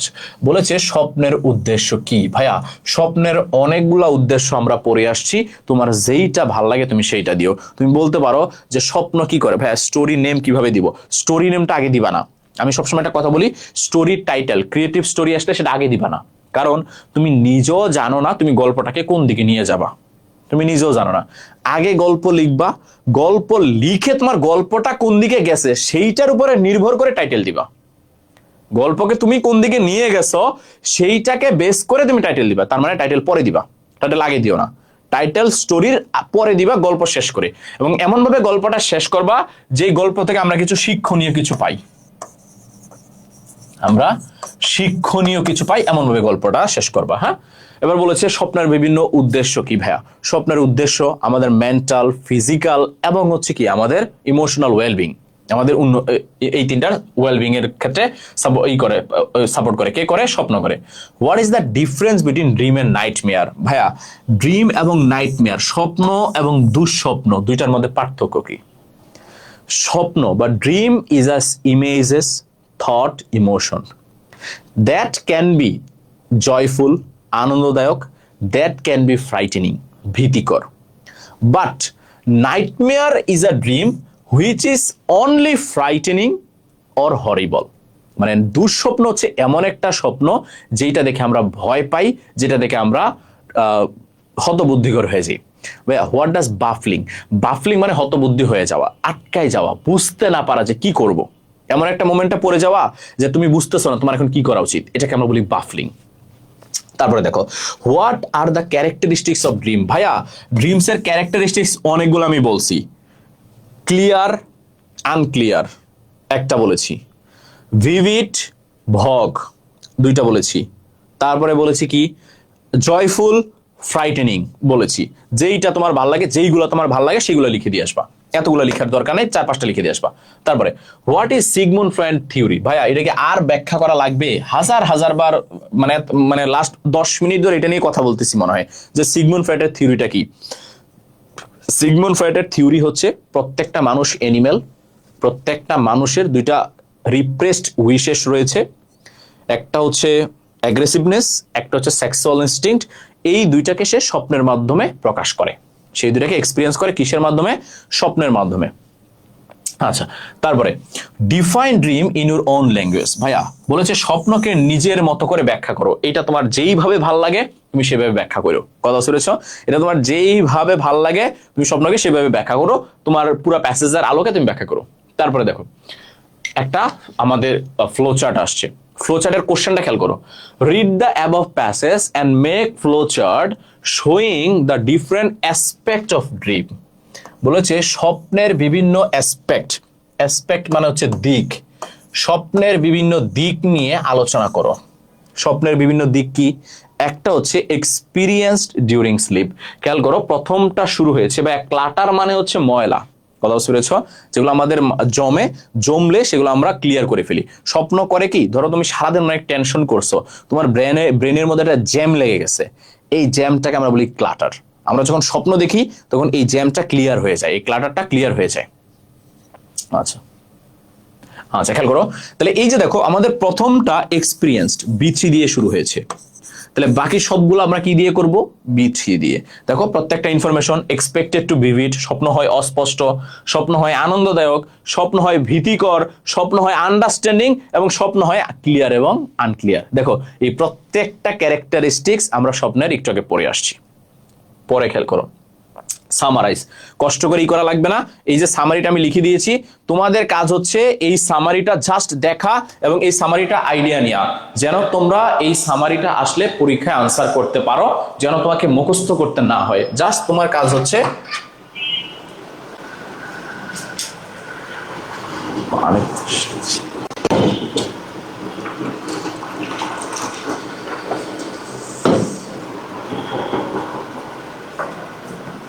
আচ্ছা তোমার কাজ হচ্ছে এই যে এই সামারিটা জাস্ট চোখ বুলাই যাওয়া। আবারও বলছি মুখস্থ করবা না, সামারি মুখস্থ করবা না, তোমার কাজ হচ্ছে এই সামারিটা জাস্ট দেখে যাওয়া, আইডিয়া নিয়ে যাওয়া। কথা বুঝতে পেরেছো? আইডিয়া নিয়ে যাওয়া। আমি পিডিএফ দিয়ে দিব, কষ্ট করে সামারিটা লিখো না ভাইয়া, কষ্ট করে সামারিটা লিখো না ভাইয়া। গ্রাফ এন্ড চার্ট দুইটা আসবে না, একটা আসবে, যে কোনো একটা আসবে, পাই চার্ট আসবে অথবা গ্রাফ আসবে, দুইটা আসবে না। আচ্ছা পরের প্যাসেজ দেখো, রিলেশনশিপ নিয়ে। ফিলোসোফার, বিখ্যাত ফিলোসোফার এরিস্টটল একটা কথা বলেছে যে প্রত্যেকটা মানুষই হচ্ছে সোশ্যাল অ্যানিমেল, মানে মানুষ হচ্ছে সোশ্যাল অ্যানিমেল, প্রাণী। সে একা থাকতে পারে না, সে সাহায্য চায়, সে চায় একটা সম্পর্ক তৈরি করতে। কথা বুঝতে পেরেছ? প্রত্যেকটা মানুষ সম্পর্ক তৈরি করতে চায়। এখন এই সম্পর্কটা দুইভাবে তৈরি হয়, একটা হচ্ছে ব্লাড রিলেশনশিপ, মানে রক্তের মাধ্যমে, যেমন তোমার বাবার সাথে, তোমার মায়ের সাথে, তোমার ভাইয়ের সাথে রক্তের সম্পর্ক। আরেকটা সম্পর্ক তৈরি হয় ম্যারেজ বা বিয়ের ক্ষেত্রে। খেয়াল করবা, তাহলে সে দুইভাবে বলেছে স্বপ্ন, আমরা জানি স্বপ্ন দুইভাবে তৈরি হয়, একটা হচ্ছে রক্তের সম্পর্ক, আরেকটা হচ্ছে বিয়ের মাধ্যমে। এবার কিছু স্বপ্ন বা কিছু সম্পর্ক তোমার তৈরি হয় বা স্কুলে, কিছু সম্পর্ক তৈরি হয় তোমার চাকরির জায়গার ক্ষেত্রে, ওয়ার্ক প্লেসে, আবার কিছু সম্পর্ক তোমার তৈরি হয় প্রাণীদের সাথে, এনিমেলের সাথে। যেমন অনেকে বিড়াল পালে, দেখবা তখন সেই বিড়ালটাকে এমন ভাবে আদর করে, নিজের ছেলে মেয়ের মতো পালন করে, এটাকে হয় বিড়ালের সাথে সম্পর্ক, প্রাণীর সাথে। আবার দেখবা বাচ্চারা সম্পর্ক তৈরি করে কার সাথে? তার খেলনার সাথে। খেয়াল করবা, টয়েস মানে কি? খেলনা। তার খেলনার সাথে সে সম্পর্ক তৈরি করে। কিরকম? সে খেলনাটাকে ছাড়তে চায় না, খেলনার সাথে তাকে ছাড়তে চায় না, সে সারাক্ষণ হচ্ছে খেলনাটাকে ধরে রাখতে চায়। এই যে খেলনার সাথে তার একটা সম্পর্ক, কথা বুঝতে পারছো? এইটাকে আমরা বলি হচ্ছে আরেকটা রিলেশনশিপ। তাহলে আমাদের রিলেশনশিপ হচ্ছে বিভিন্ন রকম হয়। আবার দেখো একটা রিলেশনশিপ আমাদের কেন দরকার? রিলেশনশিপটা আমাদের অনেক বেশি এই জন্য দরকার কারণ রিলেশনশিপটা আমাদের ইমোশনাল হেলথকে, আমাদের আবেগীয় স্বাস্থ্যটাকে মানে ঠিক রাখে। কিরকম? তোমার লনলি ফিল হয় না, তুমি কষ্টে আছো শেয়ার করতে পারো, তোমার ভালো লাগতেছে সেটাও তুমি শেয়ার করতে পারো। এবং এইটা একটা সবচেয়ে মজার ব্যাপার হচ্ছে, মানুষের একটা কমন বিহেভিয়ার হচ্ছে মানুষ শেয়ার করলে অনেক বেশি মজা পায়। ভাইয়া ফ্লোচার্টটা একটু বুঝাই দেন। আমি ক্লাসের শুরুতে ফ্লোচার্টটা একবার বুঝাইছি, যে প্রথম প্যাসেজের ফ্লোচার্টটা করার সময় অপশন আনাত বুঝাইছি। তুমি ক্লাসটা আবার একটু রিপিট দেখে নিও, যখন আমি ক্লাসটা শেষ করবো একটু প্রথম দিকে এটা দেখে নিও। আচ্ছা খেয়াল করো, তো মানুষের একটা ব্যাপার হচ্ছে শেয়ার করা। শেয়ার করা কি? ধরো তুমি খেয়াল করো, তুমি এইচএসসি পরীক্ষায় A+ পাইছো, দেখবা যত বেশি মানুষকে তুমি জানাবা তত বেশি তোমার ভালো লাগবে। তোমার মন চাবে রাস্তা দিয়ে হাঁটি আর সবাইকে বলি, এই শুনেন শুনেন A+, শুনেন শুনেন A+। সবাই দেখবা বলতে মন চাচ্ছে। কেন? ওই যে বললে তোমার ভালো লাগাটা বাড়ে। এটা মানুষের একটা ন্যাচারাল বিহেভিয়ার, একটা ন্যাচারাল বৈশিষ্ট্য। আবার তোমার মন খারাপ, দেখো কাউকে শেয়ার করতে পারলে তোমার মনটা হালকা হয়ে যায়। তো এই যে বলেছে যে মানুষের ইমোশনাল হেলথকে ঠিক রাখতে মানুষকে শেয়ার করতে আমাদের কি দরকার? সম্পর্ক দরকার। কারণ সম্পর্ক ছাড়া তুমি তার কাউকে শেয়ার করতে পারবে না। শেয়ার করার জন্য একটা আন্ডারস্ট্যান্ডিং তোমার দরকার। আরেকটা ব্যাপার হচ্ছে সম্পর্ক মেনটেন করার ক্ষেত্রে আমাদের কোনোভাবেই সেলফিশ হওয়া উচিত না এবং পসেসিভ হওয়া উচিত না। হ্যাঁ, একটা লিমিট আছে সবকিছুর। তুমি যদি এখন সেলফিশ হও, তোমার সাথে কেউ সম্পর্ক রাখবে না। তুমি যদি পসেসিভ হও, অনেক বেশি রেস্ট্রিকশন নিয়ে থাকো, আটকায় দাও, তাহলে তোমার সাথে কি করবে না? সম্পর্ক করবে না, ঝগড়া হবে। এই যে বলেছে তখন বেশি বেশি করে মারামারি হবে, ঝগড়া হবে, কোনো রেসপেক্ট থাকবে না। এটা সম্পর্কে তিনটা জিনিস দরকার, খেয়াল করবা। একটা হচ্ছে সম্পর্কের মধ্যে লাভ দরকার, সম্পর্কের মধ্যে কেয়ার দরকার, এবং সম্পর্কের মধ্যে রেসপেক্ট দরকার, মনে রাখবা। আর এটা হচ্ছে সম্পর্কের মধ্যে ট্রাস্ট দরকার। প্যাসেজে ছিল, আমি পুরোটা এক্সপ্লেন না করে শর্টকাটে লিখে দিয়েছি। তাহলে মনে রাখবা আমরা প্যাসেজ থেকে কি কি জানলাম? একটা সম্পর্ক তৈরি করতে লাভ দরকার, কেয়ার দরকার, রেসপেক্ট দরকার, ট্রাস্ট দরকার। এবং সম্পর্ক কেন দরকার? তার কারণটা হচ্ছে সম্পর্ক আমাদেরকে ইমোশনালি কি হেল্প করে, আমাদের একটা সাপোর্ট দেয়। আচ্ছা, গ্রাফ চার্ট সহজভাবে লেখার নিয়মটা দিয়েন। ফাহিম, আমি এমন ভাবে বলে দিব আজকে কিভাবে গ্রাফ চার্ট লিখবা, তুমি গ্রাফ দেখবা আর আনসার করবা, মার্কস পেয়ে যাবা। একেবারে সহজভাবে বলে দিব কিভাবে তুমি গ্রাফ এন্ড চার্ট লিখবা, একবারে সহজভাবে বলে দিব। হ্যাঁ, খেয়াল করো। Choose the correct answer from the alternatives. যেমন বাই ইনস্টিংক্ট মানে কি? ইনস্টিংক্ট মানে হচ্ছে ইম্পালস, ঠিক আছে? এগুলা ইয়াতে আসে। বলছে intimate bonds are found by, বলেছে ঘনিষ্ঠ সম্পর্ক কিভাবে তৈরি হয়? ঘনিষ্ঠ সম্পর্ক তৈরি হয় বিয়ে করার মাধ্যমে। নাপশিয়াল অ্যারেঞ্জমেন্ট, নাপশিয়াল মানে হচ্ছে বিয়ের সম্পর্ক। কথা বুঝতে পেরেছ? খেয়াল করবা, আমরা ঘনিষ্ঠ ওই কার সাথে? আমরা ঘনিষ্ঠ ওই পার্টনারের সাথে, ওয়াইফের সাথে। ওয়াইফকে আমরা কিভাবে পাই?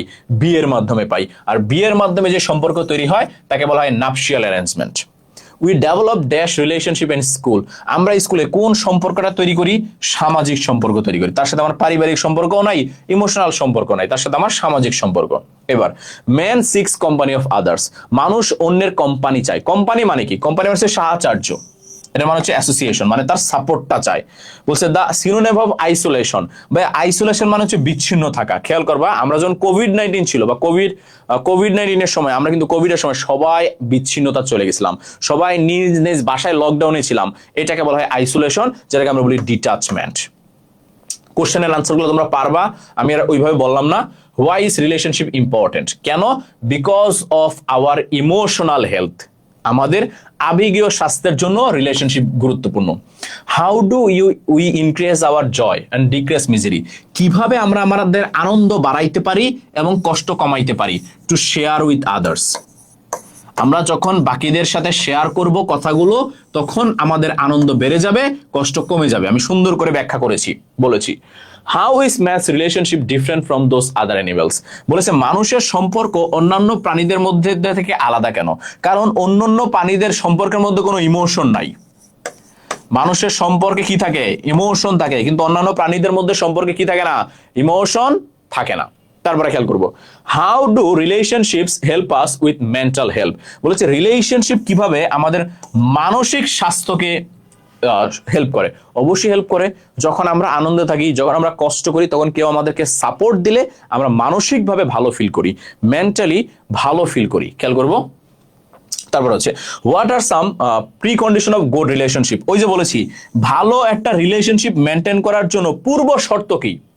পূর্ব শর্ত হচ্ছে লাভ, ভালোবাসা, কেয়ার, তারপরে হচ্ছে ট্রাস্ট এবং রেসপেক্ট। ওই যে এই চারটাই চাইছে। কথা শুনেছ? লাভ, ট্রাস্ট, তারপরে হচ্ছে কেয়ার এন্ড হচ্ছে কি বললাম?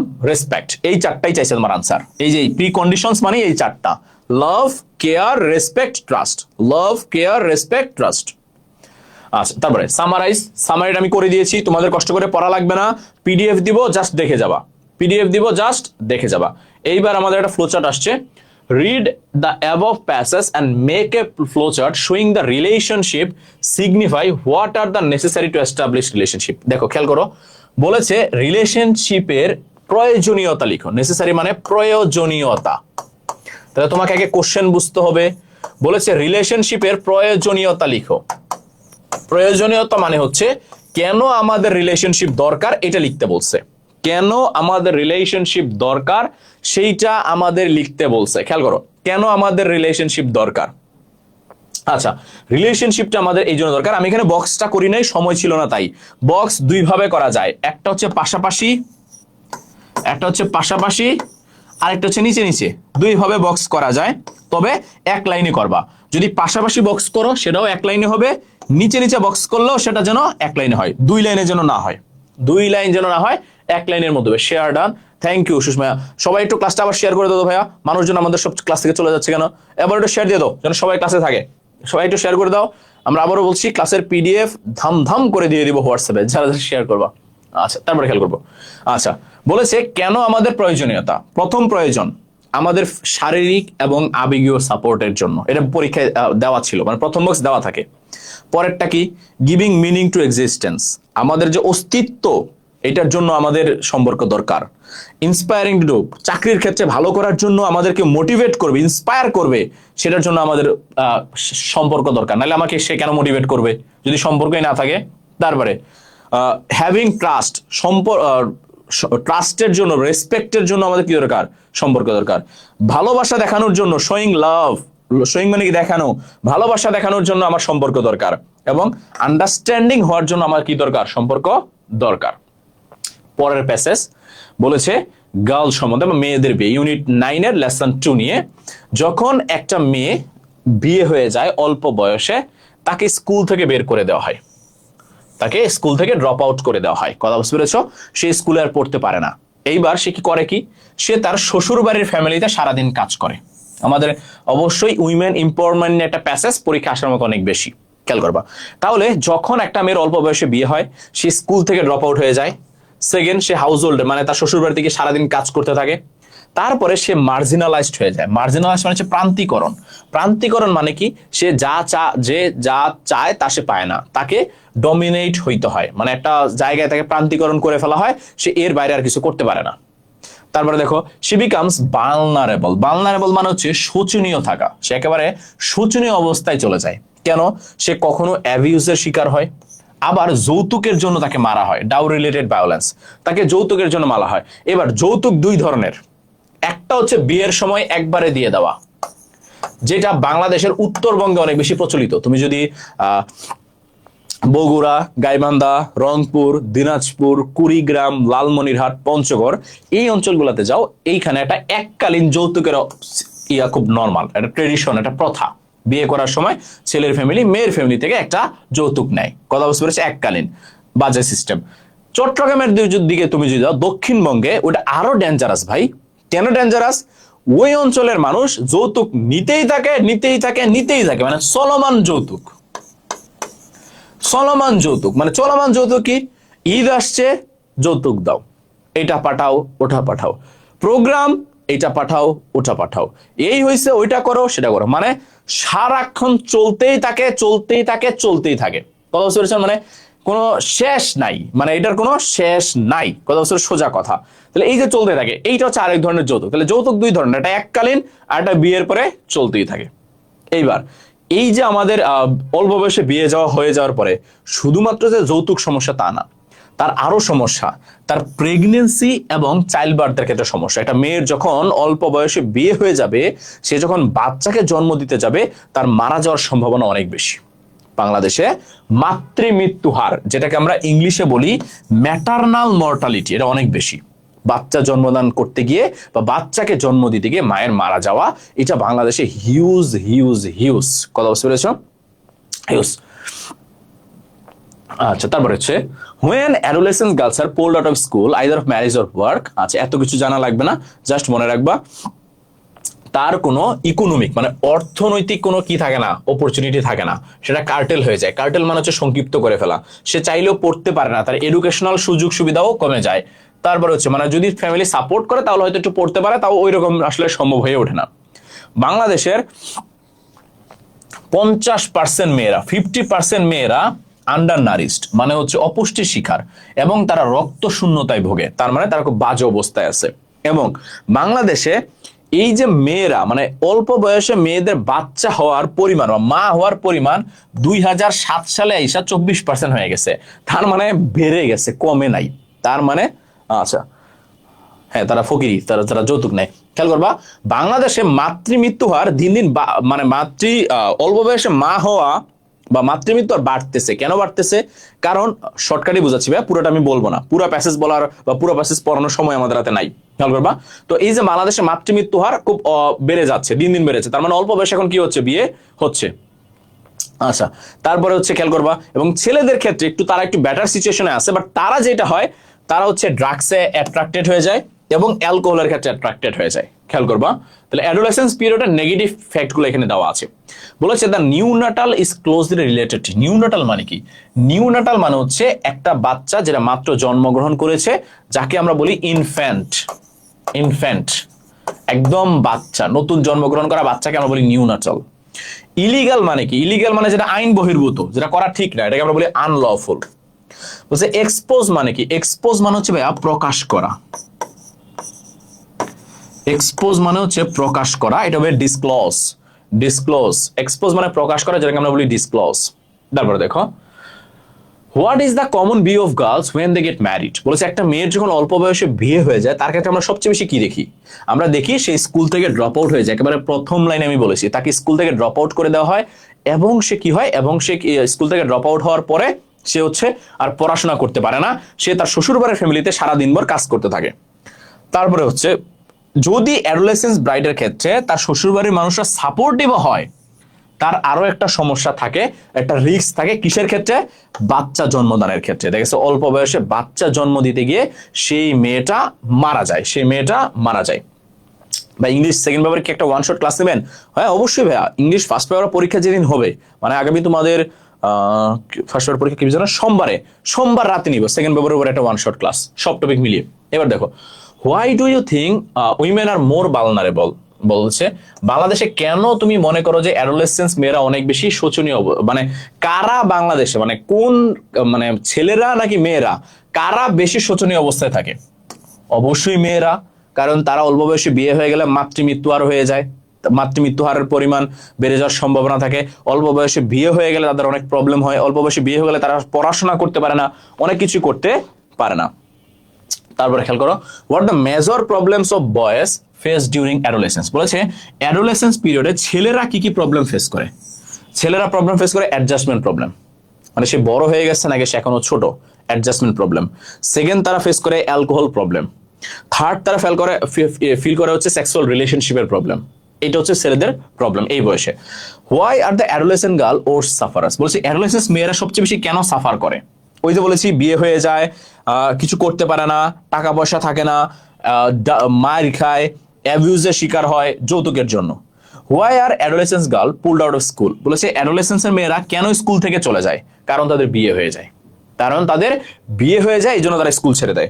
What happens to a girl when she loses mobility. যখন একটা মেয়ে মোবিলিটি হারায় ফেলে, মানে এক জায়গায় স্থির হয়ে যায়, তখন কেন হয়? কারণ তখন তার আর কোনো উপায় থাকে না, সে এক জায়গায়, তার শ্বশুর বাড়িতে গিয়ে এক জায়গায় স্থির হয়ে কাজ করা ছাড়া তার আর কোনো রাস্তাই নাই, এই জন্য সে মোবিলিটি হারায় ফেলে, তার এখানে সেখানে মানে নড়াচড়ার কমায় ফেলে। বলেছে read the above passage, make a flow chart showing the conditions of girl after getting married. বলেছে বিয়ের পরে মেয়েদের যে কন্ডিশন, মানে অবস্থা, তা নিয়ে ফ্লো চার্ট লিখতে। এবার একটা ধরো আমাদের দিয়ে দিছে কি, স্কুল থেকে ড্রপিং আউট হয়ে যায়, সারাদিন বাসায় কাজ করে, তারপরে হচ্ছে মার্জিনালাইজড হয়ে যায়, শোচনীয় অবস্থায় থাকে, এবং ডাউরির জন্য, যৌতুকের জন্য মাইর খায়, এবং মাতৃমৃত্যু হারে শিকার হয়, মানে বাচ্চা জন্ম দিতে গিয়ে মারা যায়। কথা বুঝতে পেরেছো? বাংলাদেশের মেয়েরা, আমরা মাত্র কথা বলে আসছি। আচ্ছা, সামারিটা দিয়ে দিয়েছি, পিডিএফটা যখন দেখবো সামারিটা দেখে যাবা, মুখস্থ করো না। আবারও বলছি, মুখস্থ করার দরকার নাই। এইবার আসো পরেরটা, গ্রেটা থুনবার্গ, আমাদের অন্যতম গুরুত্বপূর্ণ। ভাইয়া কনস্টিটিউট মানে হচ্ছে গঠিত হওয়া, অ্যাফ্লুয়েন্ট মানে হচ্ছে ধনী, বড়লোক। এখানে প্যাসেজের মধ্যে বলেছে, আচ্ছা আচ্ছা, ইংলিশ সেকেন্ড পেপার নিয়ে টেনশন করার দরকার না ভাইয়া, ইংলিশ সেকেন্ড পেপার এমন সুন্দর করে দেখাই দিব, প্যারা হবে না, ঠিক আছে? আচ্ছা, অ্যাফ্লুয়েন্ট মানে হচ্ছে ধনী। আমাদের প্যাসেজের মধ্যে বলেছে যে যেই মেয়েগুলো একটু ধনী ফ্যামিলির, তারা একটু দেরিতে বিয়ে করে, তাদের বাল্য বিবাহ কম হয়। যারা একটু শিক্ষিত ফ্যামিলি অথবা ধনী ফ্যামিলির মেয়ে, তাদের বিয়ে একটু পরে হয়, মানে তারা আগে বিয়ে করে না বা বাল্য বিবাহ করে না। আসো, গ্রেটা থুনবার্গ। গ্রেটা থুনবার্গটা কে অ্যাকচুয়ালি? গ্রেটা থুনবার্গ এখন অনেক বেশি বিখ্যাত। গ্রেটা থুনবার্গ কয়েকটা কারণে বিখ্যাত। আচ্ছা স্যার, স্যার কেমন কষ্ট আছেন? হচ্ছে? আচ্ছা, আসসালামু আলাইকুম ইমরান, কেমন আছি সবাই? এই সবাই কেমন আছে? আজকে পরীক্ষা কেমন দিয়েছো একটু কমেন্ট করে জানাও। বাংলা সেকেন্ড পেপার পরীক্ষা একদম কুপায় দিছো মনে হচ্ছে, তাই না?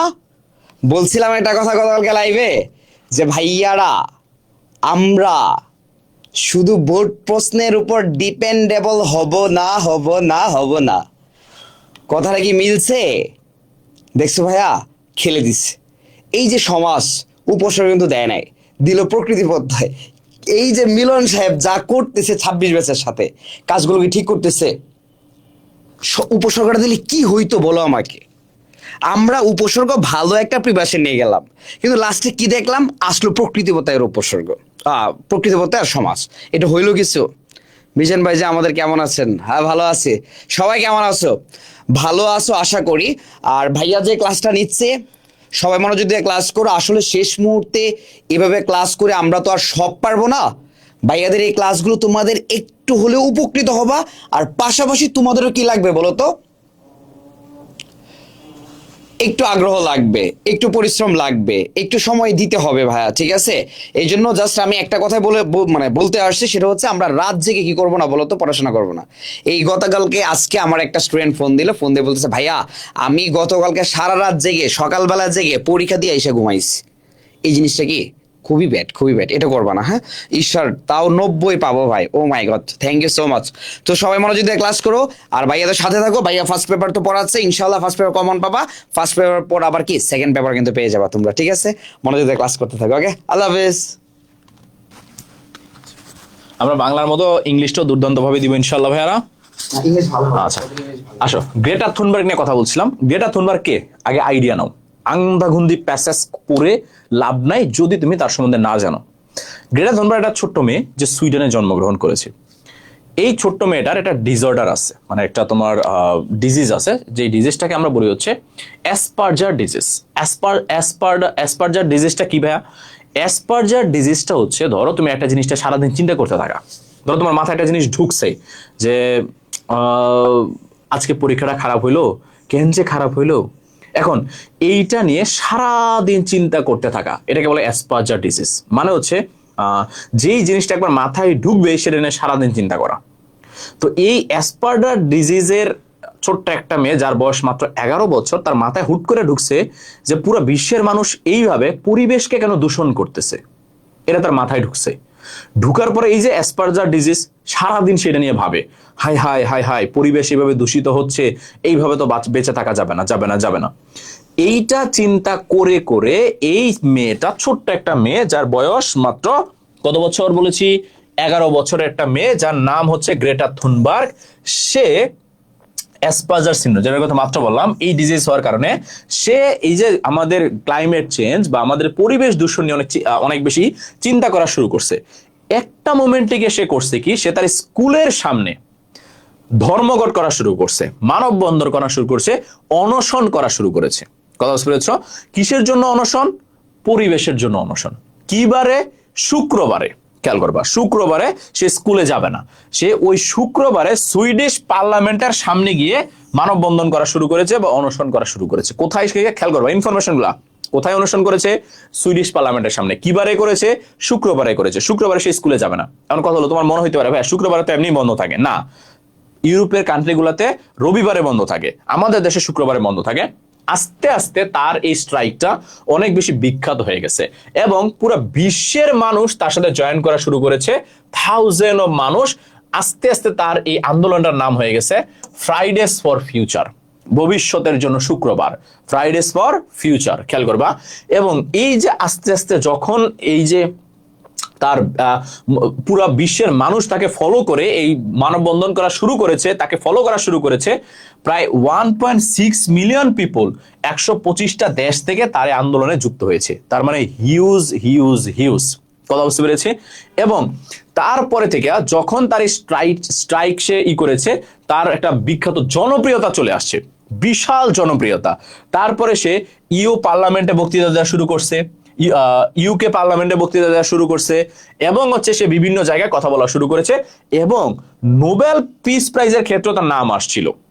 যে এই মেয়েটাকে নোবেল পিস প্রাইজ দেওয়া যায় কিনা। এই গ্রেটা থুনবার্গ কি হচ্ছে 2019 সালে সেটা কাজ করছে। সে একটা সোলার পাওয়ার বোটে কইরা, মানে যে বোটটা সূর্যের আলোতে চলে, ওই বোটে কইরা সে আটলান্টিক মহাসাগর পাড়ি দিয়ে ইংল্যান্ডের প্লেমাউথ থেকে সে আমেরিকার নিউ ইয়র্কে চলে গেছে। চিন্তা করা যায়, 15 দিন ধরে সে সমুদ্রে এটা সোলার পাওয়ারের দিয়ে এই নৌকা দিয়ে সে চাইতে যেতে আমেরিকা চলে গেছে। এটা তার হচ্ছে একটা মানে কি বলে প্রতিবাদ স্বরূপ, সেই যে পরিবেশ আন্দোলনের প্রতিবাদ স্বরূপ সেটা কি করেছে। আচ্ছা, আমার টেনশনে বেশি ঘুম পায়, হ্যাঁ অনেকের আছে টেনশনে খালি ঘুম পায়, খেয়াল করবা।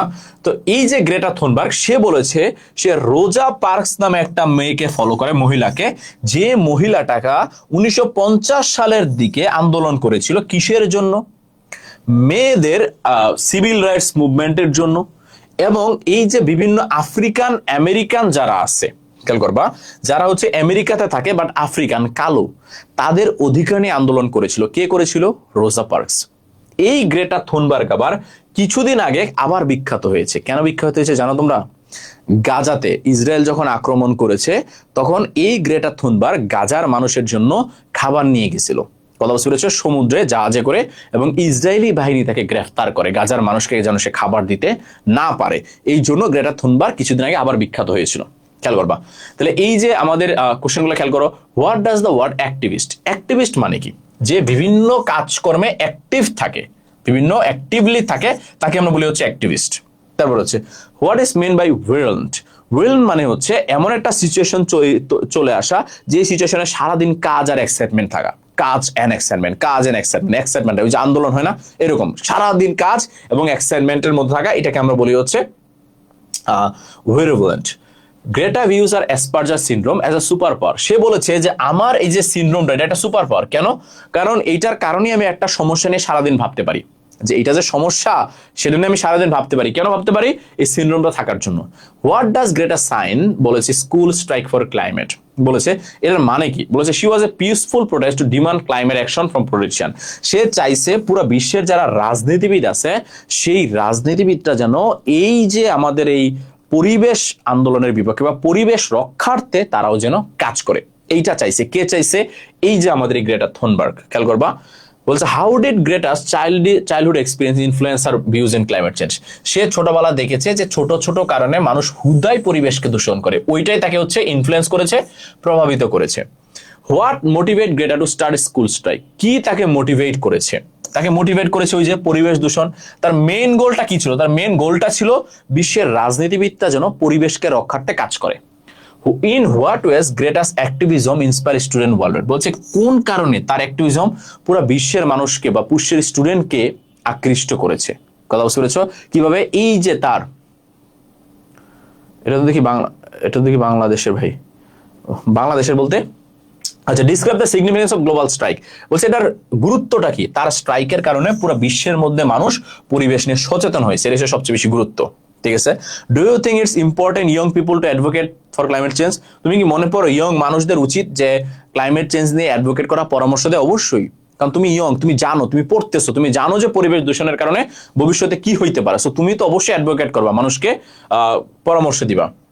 আচ্ছা, এখানে বলেছে রিঅ্যাকশন অফ গ্রেটা থুনবার্গ, তার রিঅ্যাকশন গুলো চাইছে ক্লাইমেট চেঞ্জ সম্বন্ধে। Learning about climate change, becoming more baffled, এগুলো তোমরা দেখে নিও, নতুন কিছু না। সামারাইজটা আমি দিয়েছি, পিডিএফটা যখন দিব পড়ে নিবা। ঠিক আছে। ফোক মিউজিক, এটা খুব বেশি ডিসক্রাইব করার মধ্যে কিছু নাই, একটু দেখে নিও, আমার মনে হয় যে পারবা, খুব কঠিন লাগবে না। আচ্ছা, অ্যাডোলেসেন্সটা খেয়াল করো। অ্যাডোলেসেন্সটা আমাদের অন্যতম আরেকটা হচ্ছে গুরুত্বপূর্ণ প্যাসেজ, পরীক্ষায় আসার মতো যেই কটা প্যাসেজের মধ্যে আসবে তার মধ্যে একটা হচ্ছে অ্যাডোলেসেন্স, আমার কাছে মনে হয়। ঠিক আছে। অ্যাডোলেসেন্স হচ্ছে এমন একটা পিরিয়ড, যেই পিরিয়ডে, যেই সময়ে আমরা হচ্ছে চাইল্ডহুড থেকে অ্যাডাল্টহুড হয়ে যাই। মানে আমরা ধরো বাচ্চা থেকে বড় হব, এই যে আমি বাচ্চা, এই আমি বড় হব, তার মাঝখানের যে সময়টা, এটাকে আমরা বলি অ্যাডোলেসেন্স। ওয়ার্ল্ড হেলথ অর্গানাইজেশন বলেছে যে একটা বাচ্চা বড় হয়ে কি হবে বা কেমন হবে, এইটা নির্ধারণ হয় হচ্ছে অ্যাডোলেসেন্স পিরিয়ডে। অ্যাডোলেসেন্স পিরিয়ডে সে কি করতেছে, কিরকম করতেছে। ভাই সুইডেনের ছিল, গ্রেটা থুনবার্গ সুইডেনের ছিল, সুইডিশ। ঠিক আছে। সে শুক্রবার আন্দোলন করেছিল সুইডিশ পার্লামেন্টের সামনে। হ্যাঁ, তাহলে খেয়াল করবা, একটা বাচ্চা কিরকম বড় হয়ে হবে সেটা নির্ধারণ হয় হচ্ছে অ্যাডোলেসেন্স পিরিয়ডে। এই বয়সে বাংলাদেশে আমরা যদি দেখি এই বয়সে অ্যাডোলেসেন্স মেয়েরা অনেক বেশি অসমতার শিকার হয়, ডমিনেশনের শিকার হয়। তারা ঠিকমতো পড়াশোনার সুযোগ পায় না, তারা ঠিকমতো অর্থনৈতিক সুযোগ পায় না, এবং বাংলাদেশের 33% মেয়েদের বিয়ে হয়ে যায় অ্যাডোলেসেন্স পিরিয়ডে, মানে 18 বছর বয়স হওয়ার আগেই, এবং 60% মেয়েরা মা হয়ে যায় 19 বছর বয়সেই, মানে 19 বছর হইতে হইতেই তারা মা হয়ে যায়। তার মানে বাংলাদেশে অল্প বয়সের মেয়েদের তাড়াতাড়ি বিয়ে হয়ে যায়, মানে খুব অল্প হতে বিয়ে হয়ে যায়। তারা বলেছে read the passage and flow chart. এখান থেকে আমি সরাসরি কোশ্চেন না দিয়ে ফ্লো চার্ট দিয়েছি। বলেছে এই যে আমাদের সিচুয়েশন, যে অ্যাডোলেসেন্স মেয়েদের সিচুয়েশন নিয়ে বলছে ফ্লো চার্ট লিখতে। দেখো প্রথমটা কি, ইনইকুয়ালিটি। ইনইকুয়ালিটিটা কি ভাইয়া? নাউন। তার মানে শুরু হয়েছে কি দিয়ে? নাউন দিয়ে। তাহলে বাকি সবগুলা তুমি কি দিয়ে লিখবা? নাউন দিয়ে লিখবা। কথা বুঝতে পেরেছো? যখন আমাদের ভার্ব প্লাস আইএনজি থাকবে বাকি সবগুলো আমরা ভার্ব প্লাস আইএনজি দিয়ে লিখবো। যখন আমাদের নাউন থাকবে বাকি সবগুলো আমরা কি দিয়ে করব? নাউন দিয়ে করব। এবার খেয়াল করো, ওই প্যাসেজটা থেকে ফ্লো চার্টটা আসার মতো এই জন্য শুধু ফ্লো চার্টটা দিয়েছি। কথা বুঝতে পেরেছো? ওই জন্য বাকিগুলো দেইনি। আচ্ছা, তারপরে খেয়াল করো, আমার মনে হয় না যে কটা আমি প্যাসেজ দেখাবো এর বাইরে হচ্ছে পড়ার মতো। এর বাইরে 2 থেকে 3টা প্যাসেজ একটু দেখা লাগবে। ওই কোন 2-3টা প্যাসেজ সেটা আমি মার্ক করে দিয়েছি। সেই 2-3টা প্যাসেজ আমি সাজেশন আকারে দিয়ে দিয়েছি ভাইয়া। কথা বুঝতে পেরেছো? আসো, লিজেন্ড অফ গাজী, আমাদের আরো একটা গুরুত্বপূর্ণ প্যাসেজ। গাজী পীর কে ছিল? গাজী পীর ছিল একটা ব্যক্তি যে হচ্ছে সুন্দরবনের পাশে বসবাস করত এবং সুন্দরবনের আশেপাশের মানুষের মধ্যে ইসলাম ধর্ম প্রচার করত। তাকে আমরা পীর বলি। কথা বুঝতে পেরেছ? আমাদের মুসলিম ভাষায় তাদেরকে পীর বলা হয়। তো এই পীর সুন্দরবনের পাশে থাইকা সে সুন্দরবনের আশেপাশের মানুষকে ধর্মের বাণী শোনাইতো বা ধর্মের ডাক দিত। এইবার 1000 বছর আগের কথা, এই কথা যখন আস্তে আস্তে আস্তে আস্তে আস্তে আস্তে আস্তে আস্তে মানুষের কাছে কানে কানে আসছে, সামনে এসে মানুষ এটাকে মানে এমন এটা মিথ নাকি সত্য আমরা জানি না, মানুষ বলে যে হচ্ছে এই যে গাজী পীর তার এতটাই পাওয়ার ছিল, সুন্দরবনের পশু প্রাণী তার কথা শুনতো, যার কারণে সুন্দরবনের পশু প্রাণীরা সাজেশন দেন। এই যে দিব ভাইয়া, এই যে প্যাসেজটা শেষ করার পরে সাজেশন দিব। হ্যাঁ, এই প্যাসেজটা শেষ করার পরে সাজেশন দিব। তার মানুষের মতে যে তার এতটাই পাওয়ার ছিল যে হচ্ছে সুন্দরবনের প্রাণীরা তার কথা শুনতো, সুন্দরবনের প্রাণীরা তার কথা শুনতো, সুন্দরবনের প্রাণীরা তার কথা বাধ্য হয়ে বাইরে আসতো না। সে কুমিরকে মেরে ফেলতো, বাঘের উপরে বসে থাকতো, ঠিক আছে, এবং সে হচ্ছে সুন্দরবনের মানুষ পশু প্রাণী তাকে ভয় পাইতো। আসসালামু আলাইকুম। ওয়ালাইকুম আসসালাম। সিবা, ভালো আছিস ভাইয়া?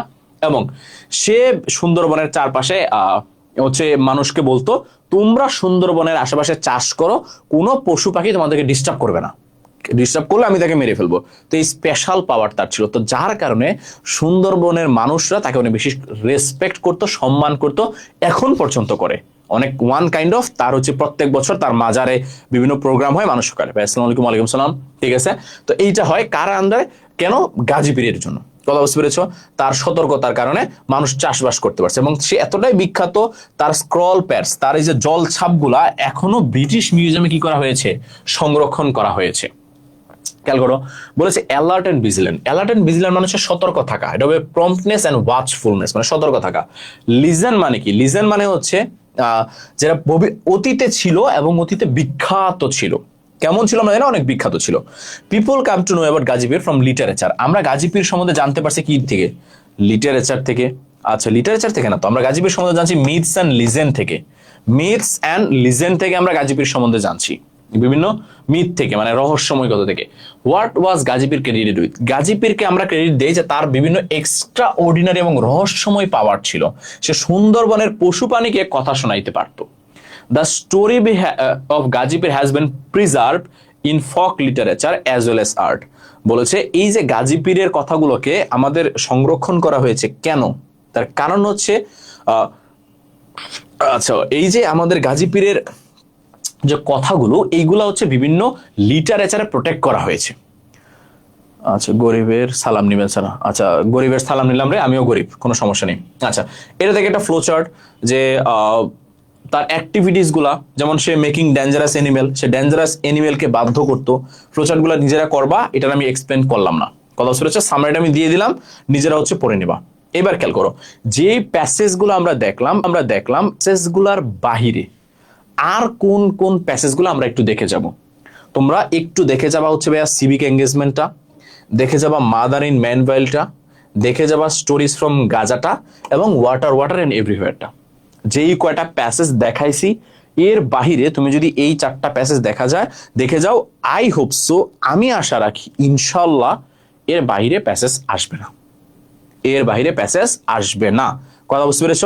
এই 4টা প্যাসেজ আমাদের পড়ার বাহিরে একটু দেখে যাও, যেই কয়টা প্যাসেজ আমরা পড়েছি তার বাহিরে এই 4টা প্যাসেজ একটু দেখে যাও। Civic engagement, mother in Mannville, stories from Gaza এবং ওয়াটার ওয়াটার এভরিওয়্যার। এবার কথা হচ্ছে ভাইয়া এইচএসসি পরীক্ষার জন্য প্যারাগ্রাফ কোনগুলো পড়বো ফার্স্ট পেপারের জন্য? আমাদের ফার্স্ট পেপারে অনেকগুলো প্যারাগ্রাফ আসে। কথা বুঝতে পেরেছ? এর মধ্যে 9টা প্যারাগ্রাফ আমি তোমাদের জন্য মার্ক করে দিয়েছি আসার মতো। আমি ইনশাল্লাহ বলতে পারি তোমরা যদি এই 9টা প্যারাগ্রাফ পড়ে যাও, আমি আশা রাখি তোমরা এই 9টা থেকে কমন পেয়ে যাবা। Civic engagement, folk music, artificial intelligence, dream, importance of relationship, consumerism, Gaza, greater effect এবং বুলিং। এই 9টা একটু ভালো করে দেখে যেও। আই হোপ সো ইনশাল্লাহ এই 9টা প্যারাগ্রাফ থেকেই তোমাদের আসবে ইনশাল্লাহ, আমি আশা রাখি। 100% বলতে পারবো না, কারণ আমি প্রশ্ন করি নাই, ঠিক আছে? পরে আবার চলে আসলে বাবা আমি প্রশ্ন পাস করছি, ওরকম না। ইনশাল্লাহ 100% সিউরিটি আমি দিব না, ইনশাল্লাহ আসবে। কথা বুঝতে পেরেছ? আর 100% বলা ঠিকও না। এবার দেখো ইনফর্মাল লেটার, দেখো আমি 6টা মাত্র ইনফর্মাল লেটার তোমাদের জন্য সাজেশন আকারে রাখাইছি, খেয়াল করবো মাত্র 6টা ইনফর্মাল লেটার। এই 6টা ইনফর্মাল লেটার অবশ্যই যাওয়ার আগে দেখে যাবা। এই 6টা ইনফর্মাল লেটার, একটা হচ্ছে জুলাই আপরাইজিং সম্বন্ধে বন্ধুকে চিঠি লেখা, লার্নিং ইংলিশ শিখার জন্য চিঠি দেওয়া অথবা ইংলিশে স্কিল বৃদ্ধির জন্য চিঠি লেখা, নিউজ পেপার পড়ার জন্য চিঠি লেখা, বার্থডে গিফট দিয়েছে তাই ধন্যবাদ দিয়ে চিঠি লেখা, এইচএসসি এক্সামের প্ল্যানিং কেমন, এইচএসসি এক্সামের পরে ছুটিতে তুমি কি করবা, কই ঘুরতে যাবা সেটা নিয়ে একটা চিঠি লেখা, এবং ইন্টারনেট বা ফেসবুক চালানোর যে খারাপ দিক এটা নিয়ে একটা চিঠি লেখা। মাত্র 6টা লেটার তোমাদের জন্য সাজাইছি।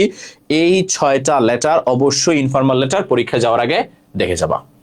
আসো থিম, ভাইয়া থিমটা কি? থিমটা হচ্ছে সামারির মতোই, একবারে মূল ভাবটা লিখতে হয়। লেটার কয় পেজটা লিখবো ভাই? লেটার এটা 2 পেজে লিখতে হয়। ধরো 2টা পেজ না, ধরো যদি বলি, ধরো এই যে এরকম একটা খাতায় 2টা পেজ পাতা থাকে না, এরকম 2টা পেজ থাকে না, এই পাশে একটা এই পাশে একটা, এই পাশ থেকে শুরু করবা, এরকম এই পাশে গিয়ে শেষ করবা এবং লাস্টে একটা খাম দিবা। অবশ্যই একটা খাম দিবা। হ্যাঁ, লাস্টে অবশ্যই লিটার একটা খাম দিবা ভাইয়া, এবং 2টা পেজে শেষ করবা, ঠিক আছে? তারপর দেখো এইখানে আমাদের থিমগুলা ম্যাক্সিমামই আসে হচ্ছে পয়েম থেকে। আমরা যদি বিগত বছরে দেখি থিম আসা মানেই পয়েম থেকে আসে, ম্যাক্সিমামই পয়েম থেকে। এখন কত ভাইয়া পয়েমের থিম তো পারা লাগবে না, তোমরা যাদের যেন কষ্ট করতে না হয়, তোমাদের যেন প্যারা না লাগে, আমি পয়েমগুলার থিম লিখে দিছি। তোমাদের কাজ হচ্ছে জাস্ট পিডিএফটা থেকে পড়ে নেওয়া।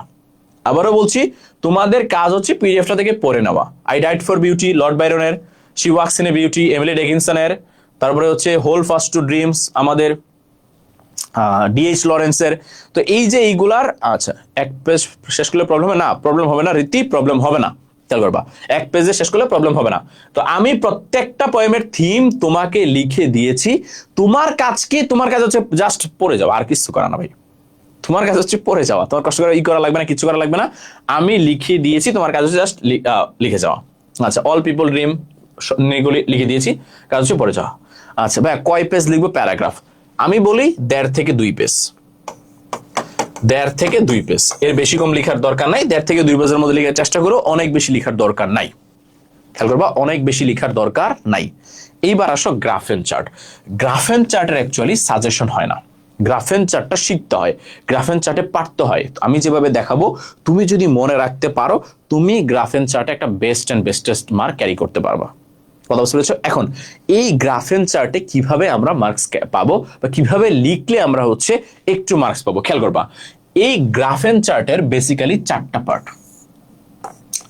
প্রথমটাকে আমরা বলি ইন্ট্রোডাকশন,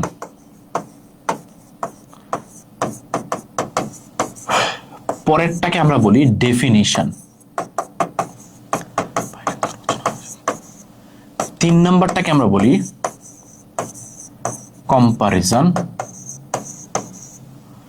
4 নম্বরটাকে আমরা বলি কনক্লুশন।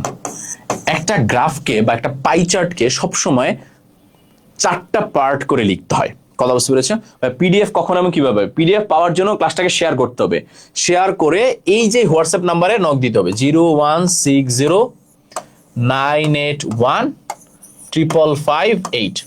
এই হোয়াটসঅ্যাপ নাম্বারে নক দিলেই পিডিএফটা দিয়ে দিব।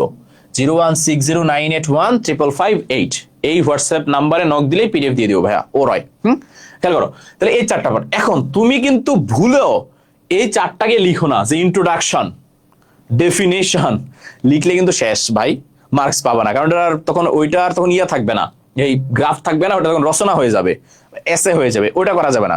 কিন্তু খেয়াল করো, এখন এই যে গ্রাফ এন্ড চার্ট দুই ভাবে আসে। একটা পাই চার্ট এরকম এরকম আসে, ধরো এরকম এরকম এরকম। ধরো এখানে বললো হচ্ছে 20%, 10%, 35%, কত হলো 35, 20, 65 আর 10, 75, 25%। বললো যে এইখানে ধরো একটা স্কুলের কথা বললো যে 35 জন স্টুডেন্ট বাংলায় ফেল করেছে, 25 জন স্টুডেন্ট ইংলিশে ফেল করেছে, 20 জন ম্যাথে ফেল করেছে, 10 জন আইসিটিতে ফেল করেছে। এটা হচ্ছে রেশিও। তোমার কাজ হচ্ছে এটাকে এক্সপ্লেইন করা, ব্যাখ্যা করা। আবার এটাকে গ্রাফ চার্ট আকারে আসে এরকম, এই যে এরকম এরকম সেম ভাবে, এইরকম সেম তোমাকে হচ্ছে জাস্ট ব্যাখ্যা করতে হবে। ব্যাখ্যাটা কিভাবে করবা? ফার্স্ট তোমার কাজ হচ্ছে ইন্ট্রোডাকশন। ইন্ট্রোডাকশন কি? ইন্ট্রোডাকশনের মধ্যে তোমার কোশ্চেনে যেটা থাকবে সেটাই লিখবা। কোশ্চেনে দেখবা সুন্দর করে দেওয়া থাকে যে this pie chart shows the fail ratio of Rahim Mia College. ওইটাকেই তুমি ইন্ট্রোডাকশনে লিখবা যে this graph chart describes the fail ratio of Rahimpur College. সেকেন্ডটার মধ্যে তুমি ওই যে পাই চার্টে যা যা আছে সেটাকে ডেফিনেশন করবা, মানে ব্যাখ্যা করবা। ডেফিনেশন মানে হচ্ছে ব্যাখ্যা করা। কিভাবে ব্যাখ্যা করবা? যেমন তুমি লিখবা 20% বাংলায় ফেল, 25% ইংলিশে ফেল, 35% ম্যাথে ফেল, 10% আইসিটিতে ফেল। এটা হচ্ছে ব্যাখ্যা, এটা লিখবা। তারপরে কি করবা? তারপরে কম্পারিজন মানে তুলনা দিবা। তুলনাটা কি ভাইয়া? তুলনাটা হচ্ছে এই যে তুমি ব্যাখ্যা করছো না, এই ব্যাখ্যার মধ্যে তুলনা করা। কি তুলনা? তুমি এবার লিখবা যে মোস্ট অফ দ্য স্টুডেন্ট বা maximum student failed in math. সবচেয়ে বেশি স্টুডেন্ট ফেল করছে কিসে? ম্যাথে।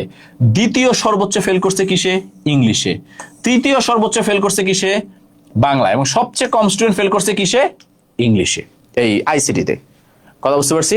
আইসিটিতে। তো ওইটা তুমি হচ্ছে তুলনা করবা, কোনটা বেশি কোনটা কম, কোনটা বেশি। উইথ ক্লুজ বোর্ড কোশ্চেন গুলা করবো, উইথ ক্লুজ উইদাউট ক্লুজ কোনগুলা করবা এটা নিয়েও সাজেশন দিচ্ছি ভাইয়া। 2টা মিনিট সময় দাও, দিচ্ছি একটু টাইম দাও, 2টা মিনিট সময় দাও। তারপরে লাস্ট হচ্ছে তুমি কনক্লুশন লিখবা। কনক্লুশন কি ভাইয়া? কনক্লুশনের মধ্যে তুমি একটা সাজেশন লিখবা। সাজেশন কি? সাজেশন হচ্ছে তুমি লিখে দিবা যে এই স্কুলের বা এই কলেজের স্টুডেন্টের আরো ভালো করে ম্যাথ পড়া উচিত, যেন তারা ম্যাথে এত বেশি ফেল না করে। এই যে একটা সাজেশন দিয়ে দেওয়া, এইটাকে আমরা বলি হচ্ছে কনক্লুশন। তাহলে তুমি খেয়াল করবা যে একটা গ্রাফ এন্ড চার্ট লিখার ক্ষেত্রে 4টা পার্ট লিখবা। ফার্স্ট ইন্ট্রোডাকশন, সেকেন্ডে ব্যাখ্যা করবা, থার্ডে হচ্ছে তুলনা করবা কোনটা বেশি কোনটা কম, এবং লাস্টে একটা সাজেশন দিয়ে দিবা যে এই জিনিসটা করলে ভালো হয়, এই জিনিসটা করলে ভালো হয়, তাদের এটা পড়লে ভালো হয় বা এটা করলে ভালো হয়। কথা বুঝতে পেরেছো? এইটা হচ্ছে একটা গ্রাফ এন্ড চার্ট লিখার বেস্ট ওয়ে। 4টা প্যারা করবা, 4টা প্যারা করবা। তবে আবারও বলছি, এগুলো লিখবা না, ইন্ট্রোডাকশন লিখবা না, ডেফিনেশন লিখবা না, সরাসরি প্যারার মধ্যে এগুলো লিখে দিবা। কথা বুঝতে পেরেছো? এগুলো নাম লিখো না, নাম লিখলে আবার বিপদ, কারণ সেটা রচনা হয়ে যাবে। কথা বুঝতে পেরেছো? নাম না লিখে সরাসরি খালি প্যারা করে লিখে দেবা।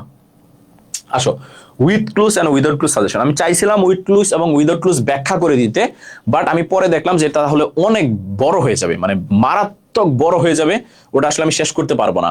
তো এই জন্য আমি ইম্পর্টেন্ট গুলা তোমাদেরকে মার্ক করে দিয়েছি। কতটা লিখতে হবে ভাইয়া? 4টা প্যারা করতে যতটুকু লাগে 1.5 থেকে 2 পেজ এভারেজ, 1.5 থেকে 2 পেজ, টুম্পা দেব না, 1.5 থেকে 2 পেজ, এর বেশি করার দরকার নাই, 1.5 থেকে 2 পেজের মধ্যে। ঠিক আছে? এইবার উইথ ক্লুজ আমি চিন্তা করছিলাম তোমাদেরকে সলভ করে দিব, বাট সলভ করে দিলে অনেক বেশি টাইম লেগে যাইতো। আমি ইম্পর্টেন্ট গুলাকে মার্ক করে দিয়েছি, তুমি জাস্ট একটু পড়ে নিও। কথা বুঝতে পেরেছো? আচ্ছা, তুমি ইয়ে থেকে বানানটা ভুল হয়েছে, টেলিভিশন হবে, খেয়াল করবা।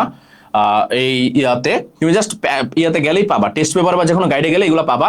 যেটা শুরু হয়েছে টেলিভিশন দিয়ে, the destruction of forest, Rokeya is a Bangladeshi girl, good সিটিজেনার, education aims, football is the most popular, food adulteration, education. এগুলো প্রথম লাইনে আমি লিখে দিচ্ছি, কথা বুঝতে পারছো? প্রত্যেকটা উইথ ক্লিয়ার প্রথম অংশটা, মানে প্রথম লাইনটা আমি লিখছি আর কি। তো তুমি এই প্রথম লাইনটাকে ফলো করে যেই যে উইথ ক্লু গুলো বইয়ের মধ্যে আছে তুমি জাস্ট পড়ে ফেলবা। আবারও বলছি, সেগুলো পড়ে ফেলবা। আই হোপ সো যে এর মধ্যে থেকে আসবে ইনশাল্লাহ, ইনশাল্লাহ, ঠিক আছে? 100% আমি কখনো বলি না, ইনশাল্লাহ আশা রাখি মধ্যে থেকে আসবে, কথা বুঝতে পারছো?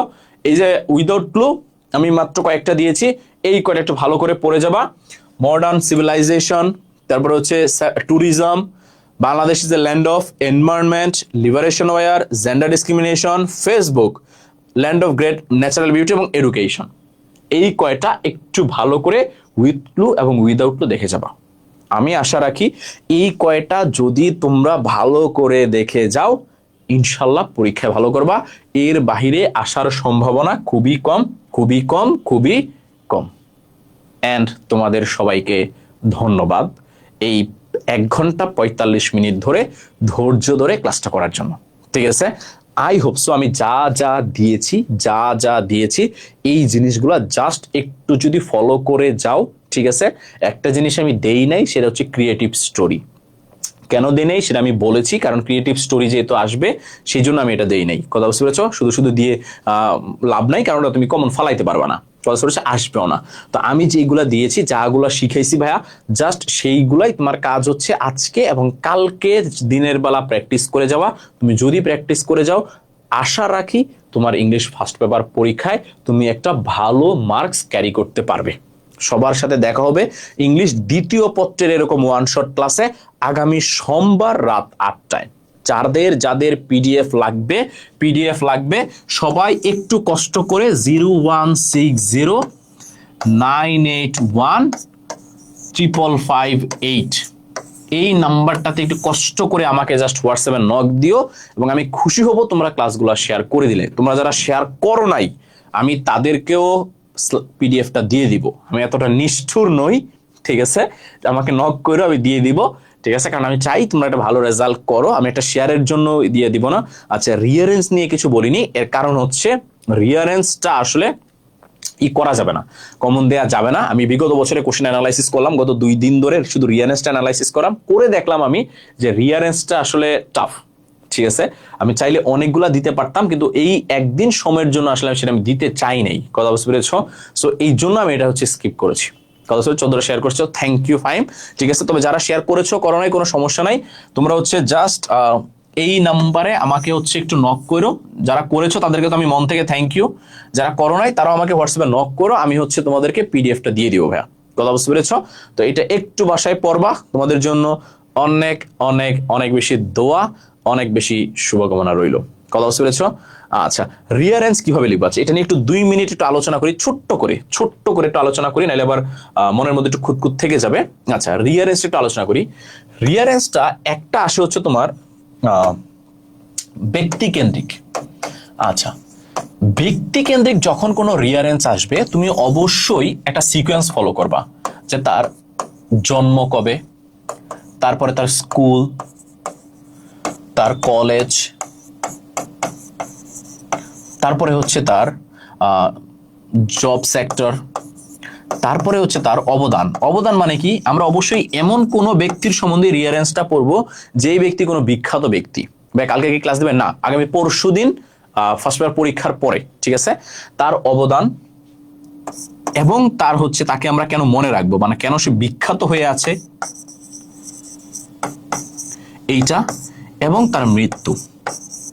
এইটা হচ্ছে একটা ব্যক্তিকে নিয়ে যখন রিয়ারেন্স আসে এই সিকোয়েন্সটা আমাদের সবসময় ফলো করতে হয়, কথা বুঝতে পেরেছো? এই সিকোয়েন্সটা আমাদের সবসময় ফলো করতে হয় যখন একটা ব্যক্তি রিলেটেড রিয়ারেন্স আসে। এইবার আমি যেটা দেখলাম বিগত বছরে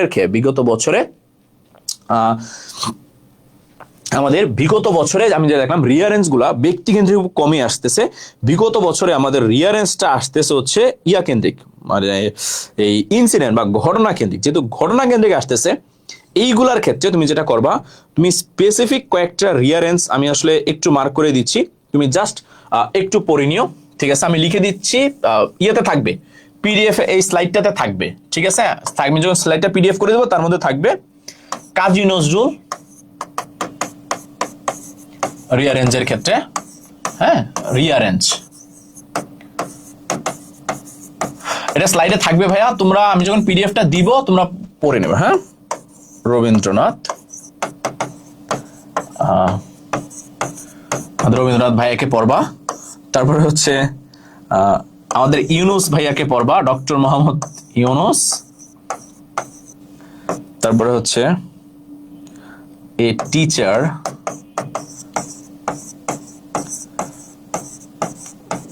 and a lad। তারপরে হচ্ছে দ্য অ্যাস্ট্রোলজার,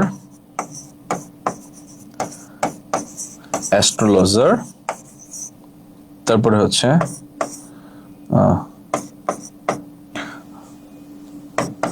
জুলাই রেভলিউশন,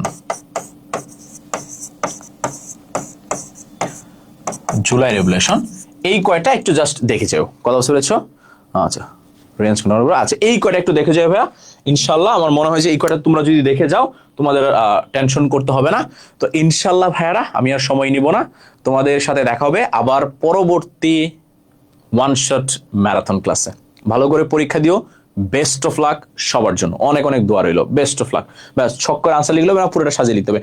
শুধু আনসার লিখলে মার্কস পাবা, আরশিয়া ম্যাক পুরোটা লিখে দিলে টিচার খুশি হয়, টিচার ইমপ্রেস হয়।